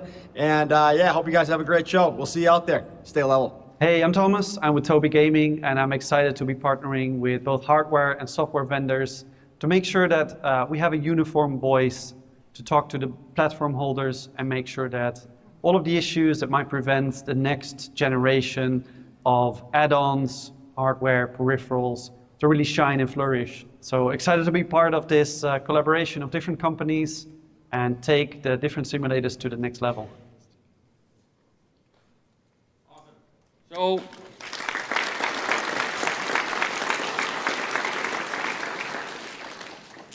So Meridian is not just about making one brand. It's about bringing a lot together and doing something where you can easily integrate different. You don't have to build special stuff, and that everything just works, collaborates with each other. And we, both on the software and the hardware side, work hard to make it just a seamless experience for you, and you get, as one system. And so that's really important to me. Now,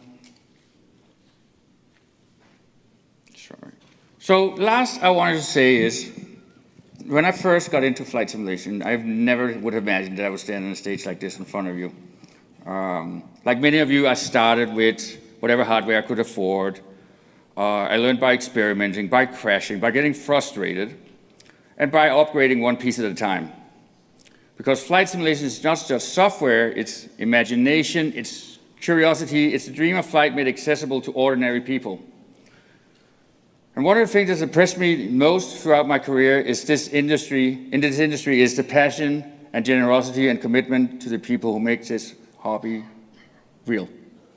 Over the years, I've had the opportunity to meet simmers, pilots, creators, developers, and enthusiasts from all over the world. And what stands out to me, how deeply all of you care about this hobby and industry.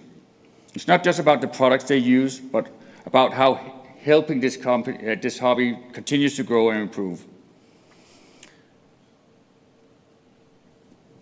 And the support and feedback and the enthusiasm that we've received from the community is just incredible. I'm eternally grateful. Thank you for being part of the community. Thank you for supporting the future of simulation, and thank you for giving Meridian the opportunity to help contribute with that future. We are incredibly excited for what comes next. This is only the beginning, so welcome aboard.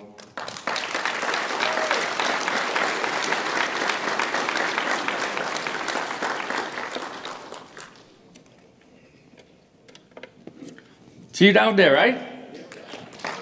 Thank you.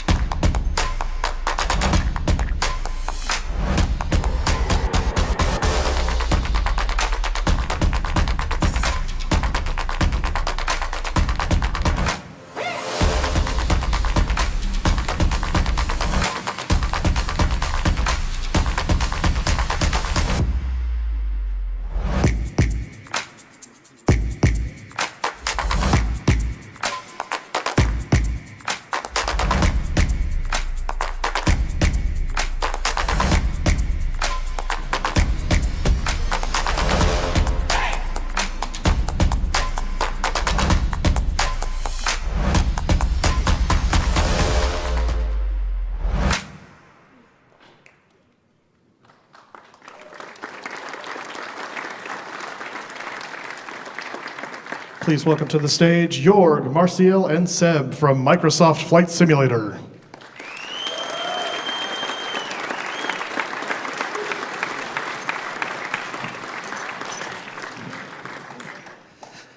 Hi everyone.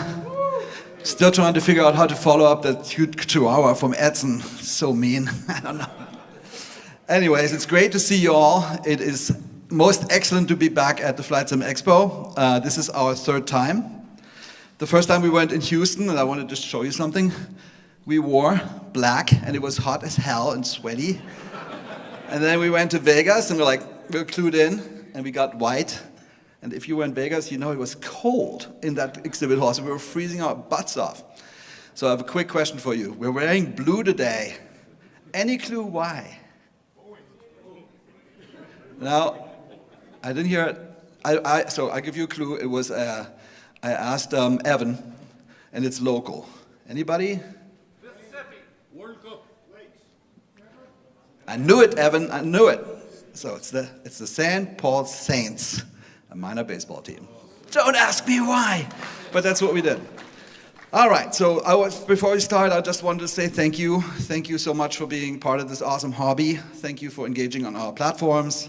Thank you for giving us feedback. I think you know this. Those people who are playing the flighting builds are incredibly important to us. I just saw the numbers this morning. Sim Update 5.1 is the most stable we've ever been since 2020, since we launched. So it's due to you guys. So thank you so much for the feedback.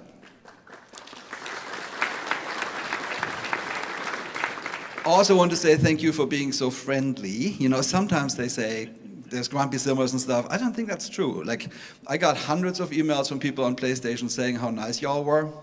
And that really adds to the hobby. I put the little stat down there. This is the second highest MAU, in case you don't know what that is, monthly active users. So there's a number of people that play Flight Sim since we launched. And the only time we had more was when we launched Top Gun. So it's quite something. The hobby is growing, which is good for all of us. All right, so I don't know how many of you watched the Xbox keynote, but we were just in the keynote last weekend. We introduced World Update 22, national parks in the United States and national monuments, and also something else, which I'll talk about in a little bit. I got a lot of emails, and basically I wanted to spend a few minutes talking about what is this, why are we excited. I'm personally excited. Personal story, I made a decision to move to America, sitting on Enchanted Rock in Texas, which is a national monument. And for me, this holds a special place. I think this is a beautiful country, and it should be celebrated, and this is why we did this World Update, just right in time for the 250th anniversary. So we made this little keynote thing.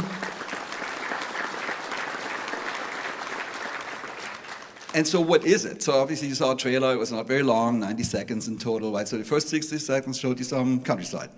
But it's countryside tin, taken by Condor. And we did 31 national parks and national monuments. The resolution is 15 to 30 centimeters, which is awesome. And when you think about what you've experienced so far, it's mostly what you saw in the Grand Canyon, just in a lot of places. In fact, we have 413,000 square kilometers, which is the size of Sweden. that are coming with this update in that resolution, which is great. It's possible because of this. We have this partner, largest company in the world that does these types of things. These cameras are ludicrously expensive, but they give us this data. And I just wanted to show you a couple of those things as they come in. And I can't wait for you to see it because it just looks so awesome. The other thing that's really cool about this world update is the first time that we have the water masks from Bing integrated. And that means that the water edges are now essentially pixel perfect, which I think is a big deal for this. Like, for example, this canyon here in Utah. But it's also a big deal for going forward because the water is going to be much better. The second thing, this is a world update. So in the trailer, we only have that much time, right? So Gaia made 46 POIs because we didn't want to just have the tin. We also wanted locations. So we did a lot of visitor centers here, Joshua Tree. I'm just going to go through this real quick. If you went to any of these places, you know how accurate this is. Here's Canyonlands, Petrified Forest. If you were at the GPE event, you know this. This is the South Rim Center. And then Asobo actually just coded something new, which is you can blend together materials between terrain and objects. That helps us with things like this. So some of the arches don't reconstruct well, so we handcrafted them, or rather Gaia did. And then you get some really cool shapes. And here's tunnel view, et cetera, et cetera. So. Then there's also an airport. There's only one in a national park. It's Jackson Hole, and Gaia did this one. It looks great. I don't know how much you're looking at Gaia's airports, but I think they're getting better and better as we go. I'm super proud of what we're doing here. And then there's something new. We have something that's called guided tours. We actually wanted to do this for launch, and we didn't get there. It's basically tours that are commented, because these national parks really deserve to be commented. So there's 3 of them, Grand Canyon, Grand Teton, and Bryce Canyon. And then the last thing, and some people noticed this right away, we also celebrated last year, we celebrated the 100th anniversary of Goodyear. And I talked to Goodyear a little bit about it. I was like, hey, 250 years United States, how about it? And they were super excited. So they collaborated with us, and iBuilds made this Goodyear blimp, and it's really, really cool.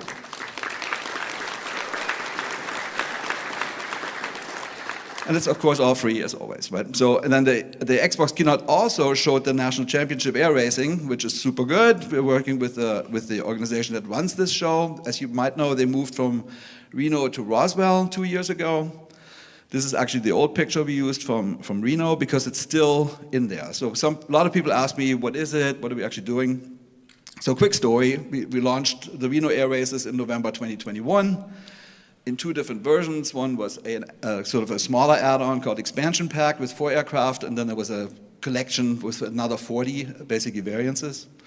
I had some regrets, quite frankly, because I thought we should have put the Reno Air Races themselves into the base sim. Making that behind a paywall, I think, was a bad idea. So I tried to fix this by putting the 4 aircraft into the base sim of 2024 when we launched. But there were no air races. So now this fall, we are launching the National Championship Air Races in 2024. And here's what's coming back. So the Reno location, the whole atmosphere of the festival, the music, all that stuff, the 4 classes, the aircraft selection 3D, et cetera, et cetera. And then there's a bunch of new things. So there is the base Reno experience is now free. Roswell, the new location, is being modeled right now. There's a 5th class, which is the stall drag race, really fun. It's much more authentic. If you played Reno at all, you could literally just push the stick forward and go full throttle and nothing ever bad happened to you, which is not how the real world race works at all. So there is now engine stress management, flight model was redone, wear and tear for engines, and then there was a light art upgrade. And we have improved the multiplayer. There's now scheduled races, public races, and private lobbies. All right, so that is all coming out here. You can see a little bit where the team is at right now with the scenery layout, and it's coming together great, and we're intending to launch this in the fall. And that gets us to the roadmap. Sometimes if you watch our Dev Q&As, you see these things. So we're sort of halfway through the year now. It's June, and we promised 2 things in June. City Update 15, and a base sim aircraft, and also the Piper M60. So let's look at City Update 15. Anybody guess what we have? Yes, and? Illinois, Minnesota, and Wisconsin, which doesn't roll from the tongue, but a lot of people said, hey, Chicago, guys, you know, so we have a much, much bigger Chicago. We have a bunch of other cities, so I think you'll be delighted by this. That is launching, oh, I have a trailer. Let's do that. Trailer 1.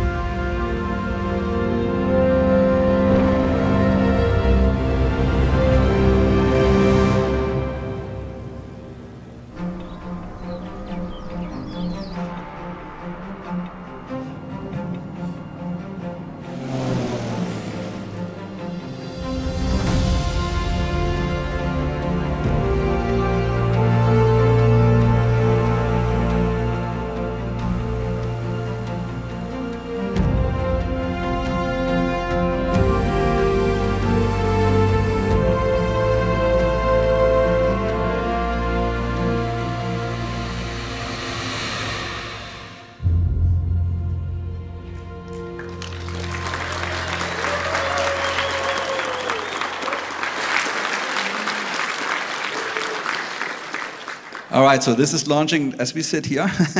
Okay, and the second thing we said was Expert Series 2. And we showed that at DevQ&A, and I'm so happy to work with Raul Morales from FS Reborn, and he's here to talk about it. There he is. Hello.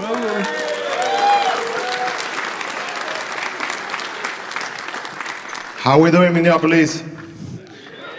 Give me a cheer. Yay! I am super excited to be here with the team and have the opportunity to showcase the Piper M600 as an expert series.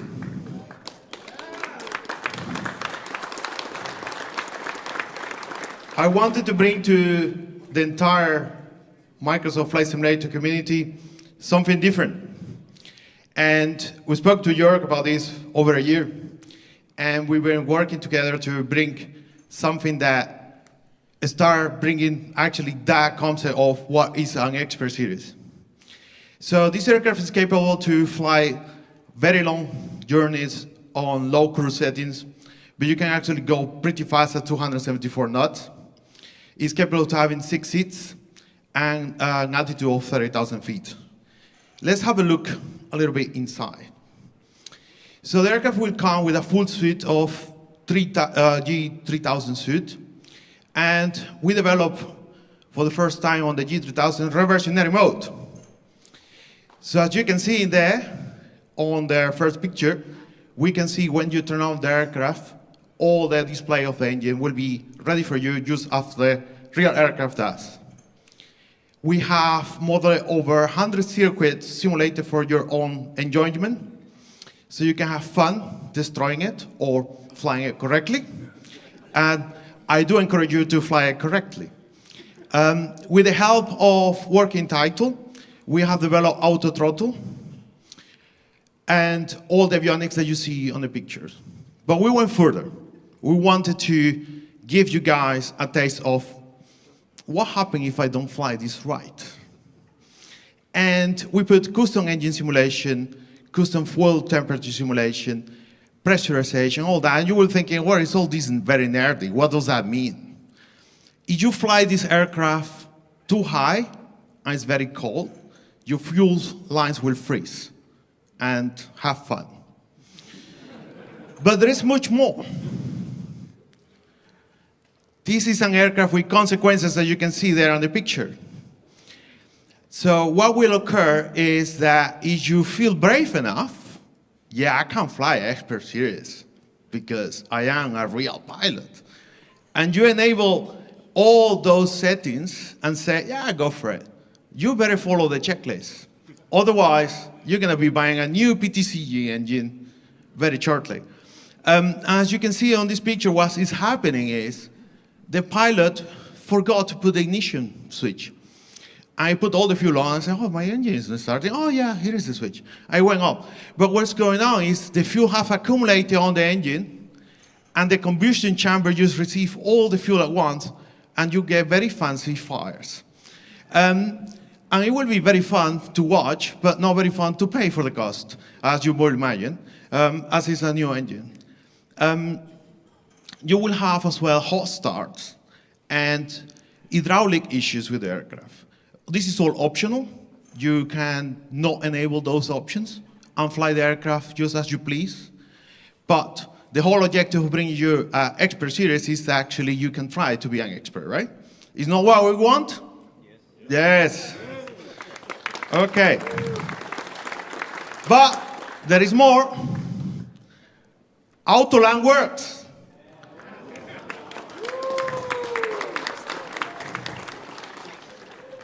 So this is simulated exactly the real aircraft as Piper has done for the safety of the pilots. You're having a problem on the air, your pilot is incapacitated, you press a button, it will calculate the route and take you directly to the closest airport possible and land the aircraft on your behalf. Includes even handling your landing gear, flaps, everything. It's incredible to watch. And this is, I'm very proud to say, thank you to the amazing team, is available today, is releasing now, as I'm speaking, as I've been told.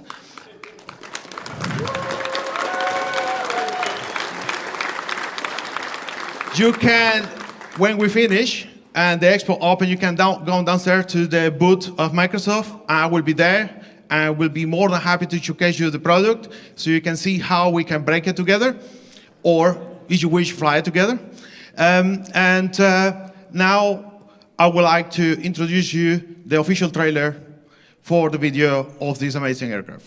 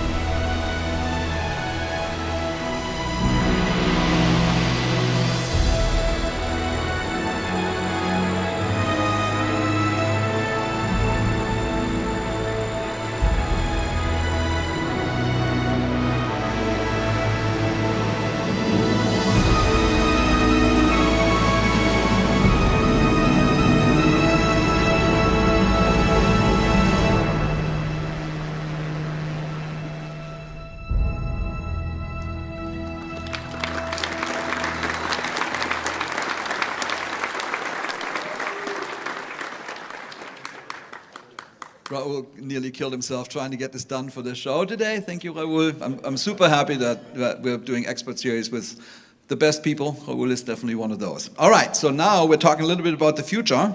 Sim Update 6, and I think first it's going to be Seb.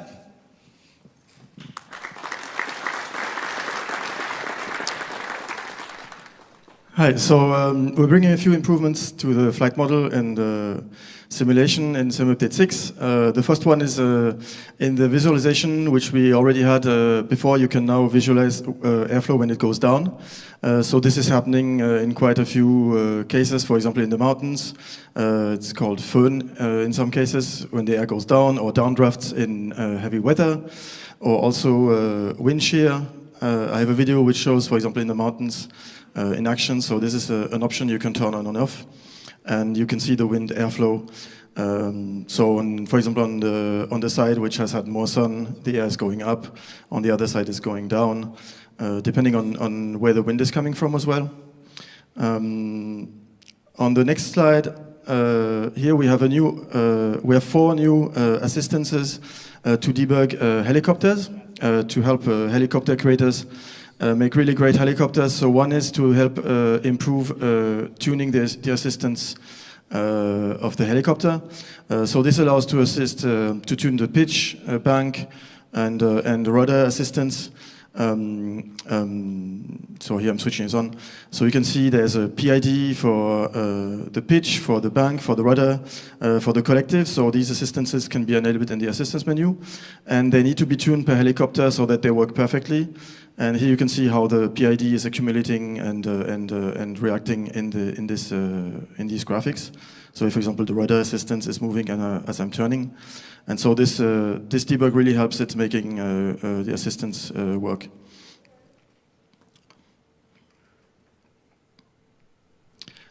Yeah, when you fly, you can see the assistances are less and less effective, and with the speed, and the graphics really help understand how this works and fine-tune the assistance. And then another one we have developed is, so it was always a little bit tricky because you didn't have any visual feedback to tune the rotor blades. Basically, there's a whole bunch of parameters to try to define the shape of the rotor blade. And here there is a new assistance now which allows to see the polars, lift and drag polars of the rotor, and reflects in real time all the parameters you can change on the rotor. And I'll show it in action. There's a yellow line which shows one of the rotors which is spinning. So obviously it's spinning pretty fast, so you can say it's vibrating. But when you fly, when you move the cyclic, you can see where actually the rotor is moving on the AOA horizontally. And this really helps to understand, for example, if you are stalling the rotor, or if you have too much drag, or if there's not enough lift. It really helps to fine-tune the rotor of the helicopter and get it just right in terms of all the settings of the rotor. So this affects, the rotor is really the most important on a helicopter. It affects pretty much everything in the flight model. So this is going to help you create much better helicopter physics. So the next option, the vertex ring state. It's a classical. You can find this in some helicopter manuals. There's a classic graphic which shows where the ring state happens when you fly. So horizontally you have the airspeed, and vertically you have the vertical speed. And it's basically this you have to record. Basically you fly it, and so there's an assistance which basically locks the helicopter in place. So I sped it up. Once you get used, it's quite quick to actually go over all the different speeds. And you can see where the ring state is happening, and then when you tune it, you can see it moving. Another debug we added is the phase lag. So phase lag is also very important to tune. The phase lag is the difference between the place where the rotor is having the maximum incidence, so the maximum lift, and then and the moment where it has the maximum displacement, because the rotor is not rigid, it's quite flexible. Sometimes it has a hinge, and so the phase lag is this difference in angle. And now we have a visualization which shows you, so the exterior circle here is the lift, the incidence, and so the purple, the red is where there's the maximum, and blue is the minimum, and the inner circle shows where the displacement is maximum, so that's where it's actually moving the helicopter. And so there's a green line which shows the maximum, the orange line and the difference, and on this one obviously it's tuned to be about 90 degrees, so it's 89. So let's see it in action when you move. So this shows, so it's again same in the menu. So this shows the effect of the cyclic when I'm going left or right. You can see how it affects the rotor incidence, the lift, and the phase lag, how it's moving. So the goal when we tune this is to make it constant. Obviously, it's much easier to move and to control the helicopter.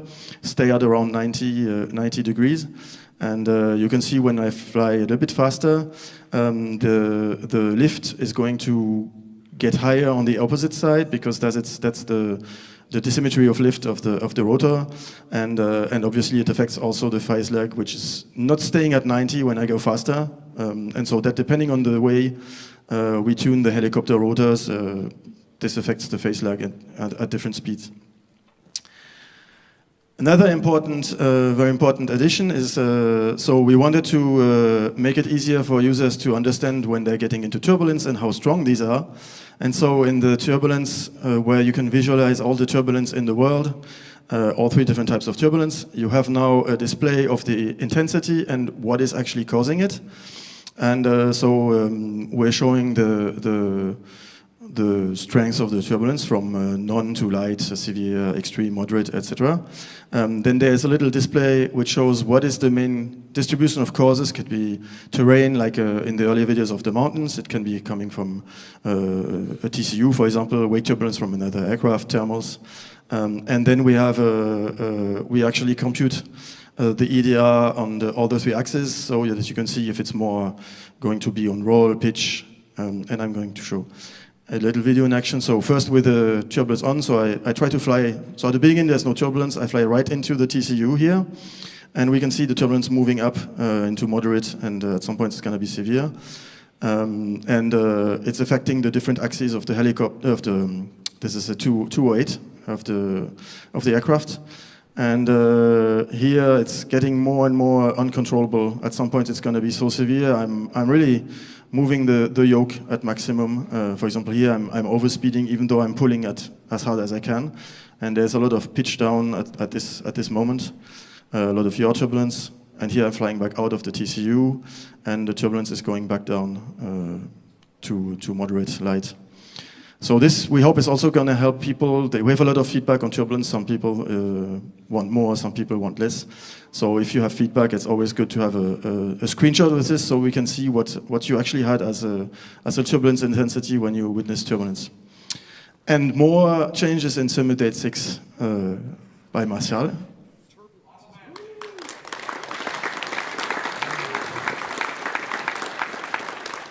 Thank you, Professor Vlor. So I am very pleased to be with you this year.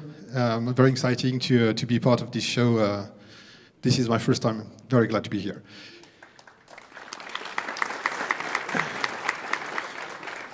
So with the team, we've decided to pick few topics to show you what's going on with the next sim updates. And the very first one is what is happening with lighting for airports. So as a matter of fact, we did 2 things. The first thing is related to data, because there were no data available for knowing where to spawn light poles in the airport. So we decided to implement a new way of computation these positions, and we also have some additions. So we are now very pleased to say that any facilities and aprons on airports are going to be lit, and that's super nice. We will see some videos later. And we did also another implementation. We have discovered that sometimes we have data for lighting the taxiways, but as a matter of fact, the runway was not supposed to be lit. So what we did is to expand the runway lights coming by getting the taxi lights. And so every time that you will have the taxi lit, then you will have the runway lit also. So this is worth for 452 videos. As a matter of fact, I forgot a video to show you the difference. That kind of before-after situation seen from above. So the light poles, we did a selection, an automated selection. So depending on the nature of the airport, you will see the different light poles, not to have big light poles on small airports. And all the lights will be also available in the SDK, so we'll be able to edit and spawn the light poles. We have also another improvement for the night missions. In the carrier mode, people were expecting some night mission to happen, but so far we didn't do any selection between the airports that were lit or not. And it was sometimes pretty difficult to land on an airport which is completely dark. So what we did on SimUpdate Update 5 was to do a selection, an algorithm that was selecting only mission for the right airports, the one that were lit. But some people said, well, that's not enough. We would also like to get some missions on not lit airports. So in SimUpdate 5.1, we've got another algorithm that will expand the missions during nighttime. And in SimUpdate 6, you will have the choice between doing some missions during nighttime on lead airports or not. And as a matter of fact, being on non-lead airports or very much difficult, you will also get some bonuses in XP for getting those. One other improvement we did was for filtering the missions. With new aircraft being available in carrier, as a matter of fact, it was difficult now to do a proper selection if you want to get a selection for your favorite aircrafts. So we did another new layer for filtering. So this is what's happening now. If you want to have a mission with, let's say, a cabri, you've got to look at all the missions and to see if the mission is compliant with the aircraft you've got. And now you can do the selection and pick exactly the kind of plane you want to have missions with.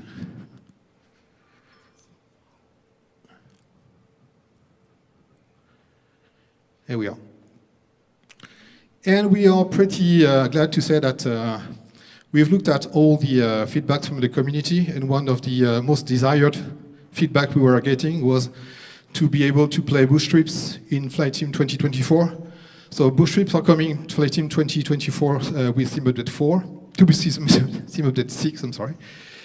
And so we are bringing 59 boost trips that were initially playable in 2020, sorry. And so this is what you will get. So you've got the boost trip selection in the activities. You can see how many boost trips you will have, and there's a new selection. You will get a carousel also to be able to select the legs you want to fly.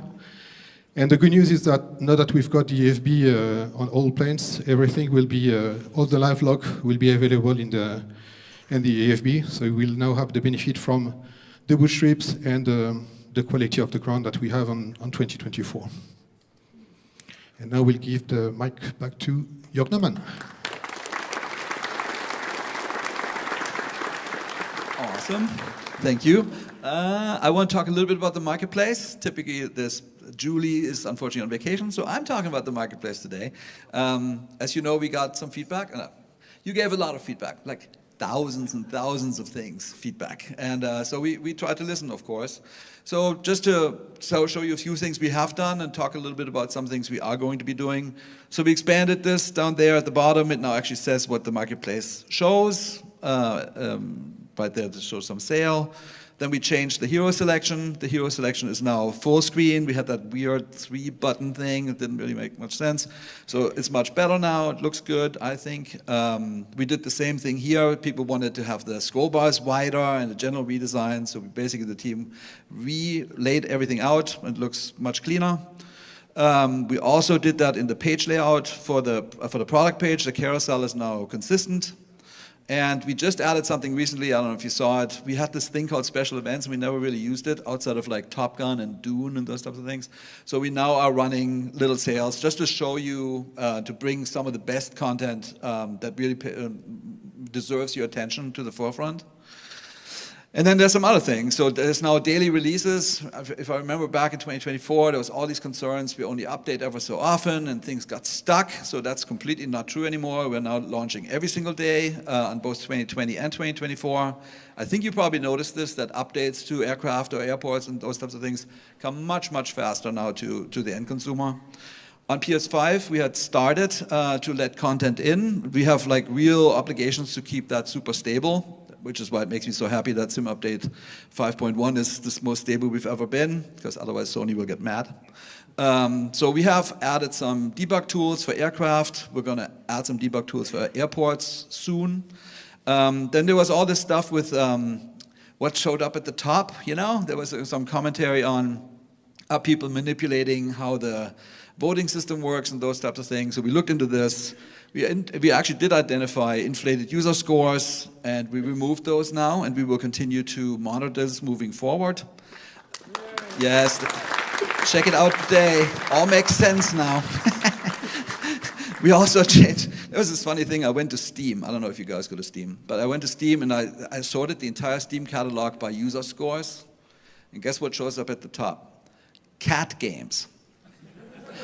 I've never heard of any of those. I've been making games for 30 years, but so there's clearly some faction that likes cats games. And so I think user score as the predominant sorting is maybe not the right thing as a default. So we changed that to revenue, which to me is sort of there's a certain truth to revenue. You know, how much money something makes probably says something about if it's any good. Then we have added curation, simply to also combat that some things showed up that probably shouldn't have been getting as much attention as they did. So the hero row is now fully curated, and then we are adding new recommended rows. I think we've done it for aircraft, maybe not yet for airports. I have some ideas of how to do this in the future. I've hit up all kinds of people that have deep insight, so I think they will hopefully help us curate these things. And then on the marketplace tool side, those of you who are creators, there's new visual indicators and content errors and things like that. For those of you creators, hopefully you enjoyed those things.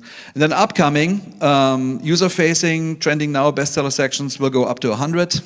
And the gamepad navigation will be improved. We heard loud and clear that that's not really great. Then marketplace content processes, we will let in additional PS5 content, which is, by the way, it's a huge audience, so if you're a creator, it's well worth it. But we have to be careful, as I said. And then we will continue to upgrade and update the heroes, and more and more marketplace tools will be streamlined. And for what it's worth, so there was so much, this needs to be, I know there's other marketplaces, that's cool, but on the consoles, this is unfortunately, this is the only way, and this is an important thing to get it right. I think of this as our marketplace, and please keep the feedback coming, because we really need to make this great. Really important.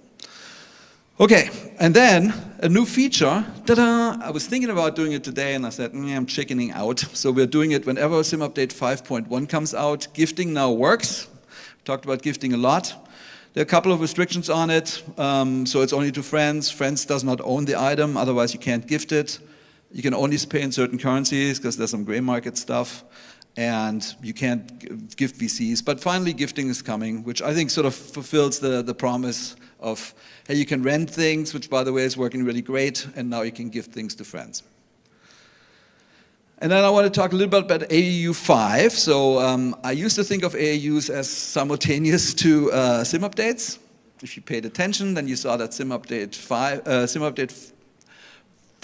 and AAU 4 didn't really exactly come out at the same time. I think it's too much.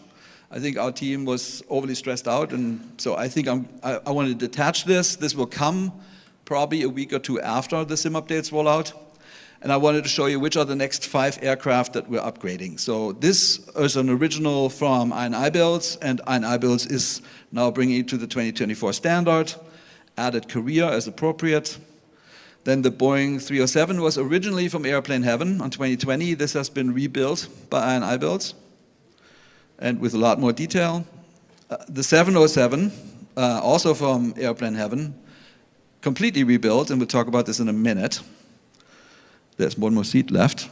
It's a preview. Then there is a Curtiss Commando, again, Airplane Heaven, fully upgraded, and the Ford Tri-Motor, also virtually completely remodeled.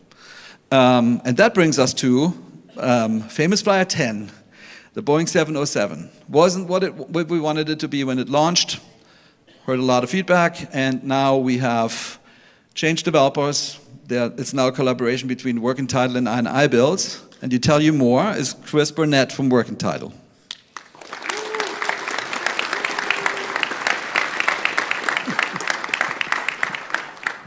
Yes. Good afternoon, everyone. I think I have the distinction of being last, but hopefully not least today. So bear with me, and I will try to get you educated on the 707 as quickly as I can. So we've rebuilt the 707 from the ground up with any builds for Microsoft Flight Simulator 2024. And we're bringing 3 cockpit variants, the GNS from Garmin, the CIVA or CIVA INS, and then we will have a UNS-1 variant as well. When Jorg asked me to work on this aircraft, I was super excited. I love planes of this generation or this era in the sim, so this has been a fun project to work on. Just a little background on the 320C, which is the model. Boeing designed it as a convertible. Basically, they suggested that you could convert it completely from a passenger to a cargo plane in one day with 8 people. I'm not sure I believe the marketing materials, but we've modeled a variant of this that's a combi. So the front section forward of the wings is a cargo deck, and aft of that there are about 100, 110 seats.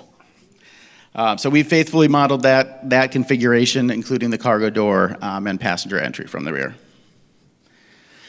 All right, let's talk a little bit about the CIVA, or CIVA INS. This was one of the first and most popular INS units, or inertial navigation units, that really changed the way oceanic and long-range navigation worked. And we've integrated this with a custom autopilot and dual independent flight directors, and we've modeled drift, we've modeled the alignment process, we've modeled really the full instrument for simmers. There's a companion EFB app, which I'll talk about in a few minutes. Let's see. Okay, yeah, the UNS-1. So this variant is going to be the one you're going to want to fly if you're going to be operating in a modern RNAV environment.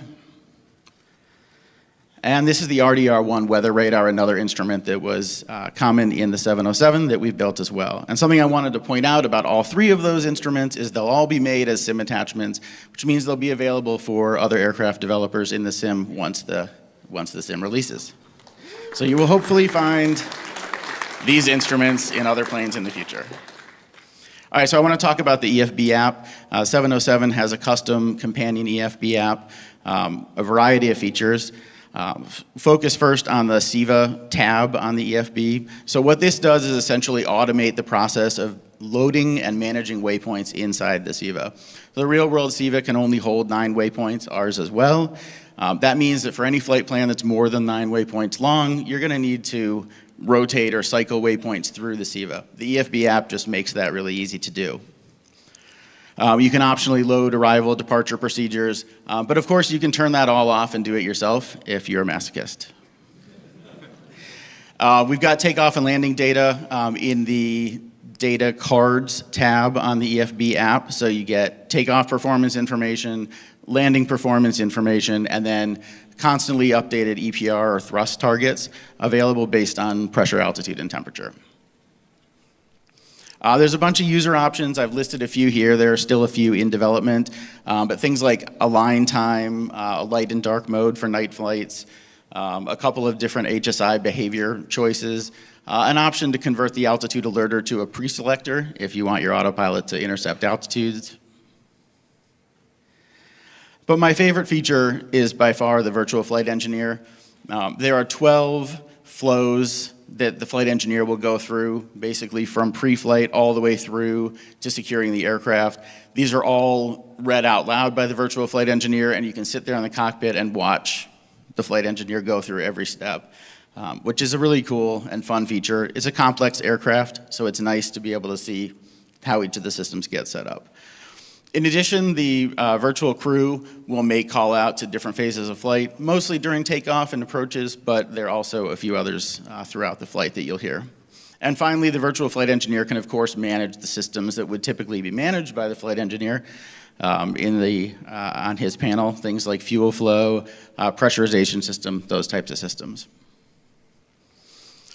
IndyBuilds has done a really nice job with a model of this, and as we get closer and closer to release, a lot of the details are coming alive. It's been super fun to see that process and get all these cool classic instruments wired up. So just a little bit on systems depth. We have done quite a bit of systems modeling in this aircraft, as you can imagine, something this complex. One example is the electrical system. You will have to synchronize the frequencies of power sources before they can be added to the bus. You'll have to deal with a pressurization system that loves to overheat AC packs. Of course, your flight engineer can take care of all this for you, but if you want to do it, you can.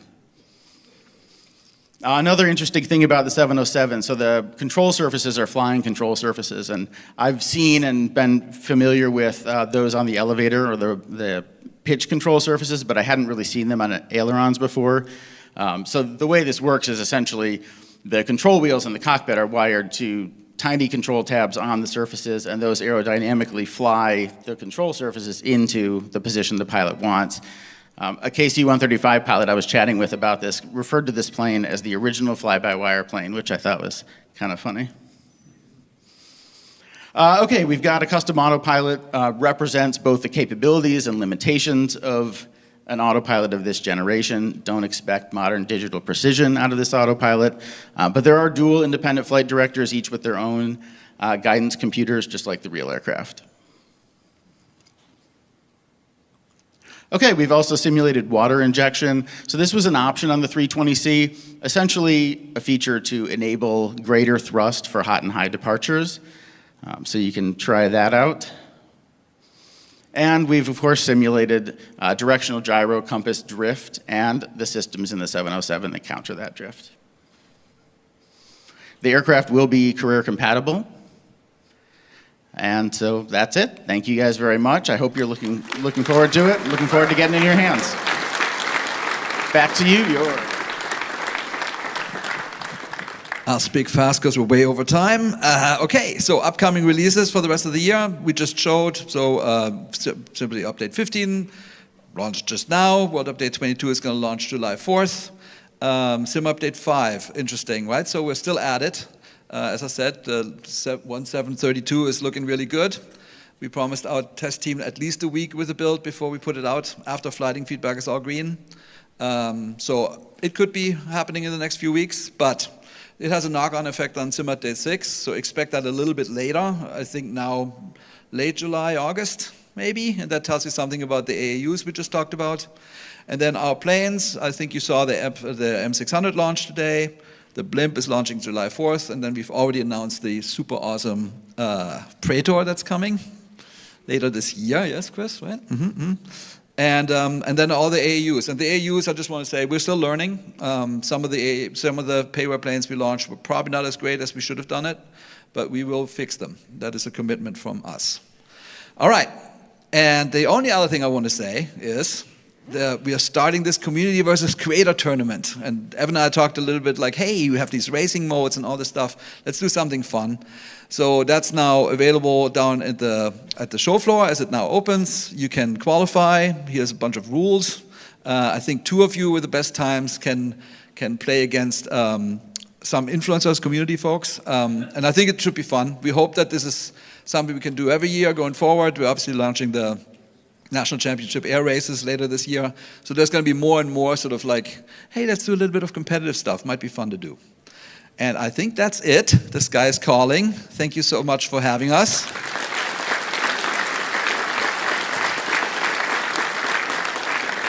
Looking forward to seeing you on the show floor. Have a great show. Bye. Hey, thank you, Microsoft. There's a lot of you.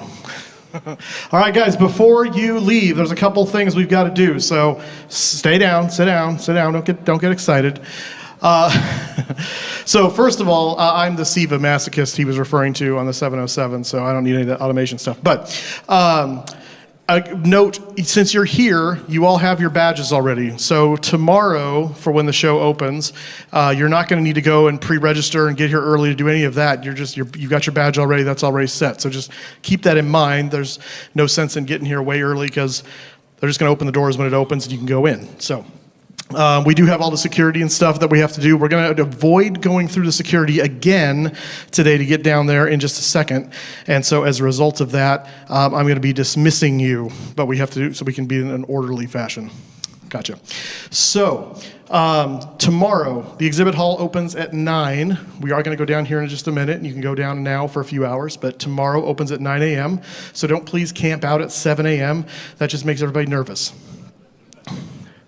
We had a winner that we want to announce from a screenshot competition, and that is, they took it away from me. Who's running these slides? Fly by Foe. So if you're here, there is a prize for you down at registration. So you can go pick that up. Congratulations. That was our winning beautiful 727 by Northwest. That's right. Round of applause. Excellent. And then the Attendee Choice Awards is the other thing I want you guys to participate in. So if we can get that up on the screen, there it is. Go click on that QR code we had a lot of presentations here. We had a lot of cool announcements, a lot of stuff, a lot of information. I was taking furious notes because I have to go talk about this on the FS Elite stage in a moment. But we want you guys to vote what you guys thought was the most exciting announcement, and we want to hear from you. So please take a moment, screenshot that QR code, and please register your vote as we get ready to dismiss here in just a moment. So, can I have one last big round of applause for all of our presenters today?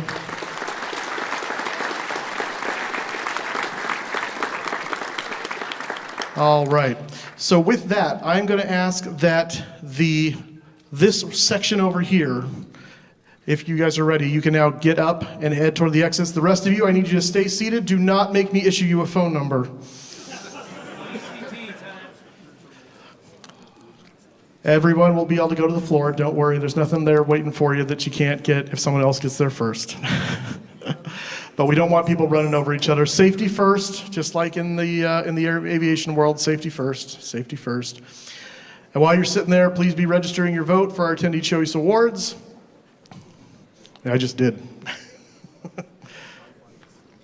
They're moving. Don't make me come back there. All right. As they're exiting, let's go ahead and have this section now come up, please.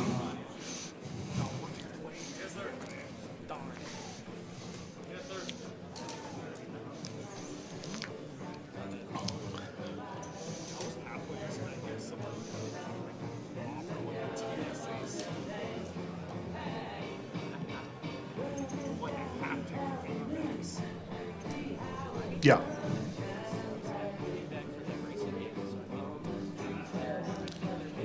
All right, just a few more moments here. Let them kind of clear out of the way before we...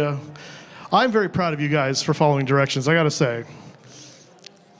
I expected like just a stampede and you guys just ignored me, so...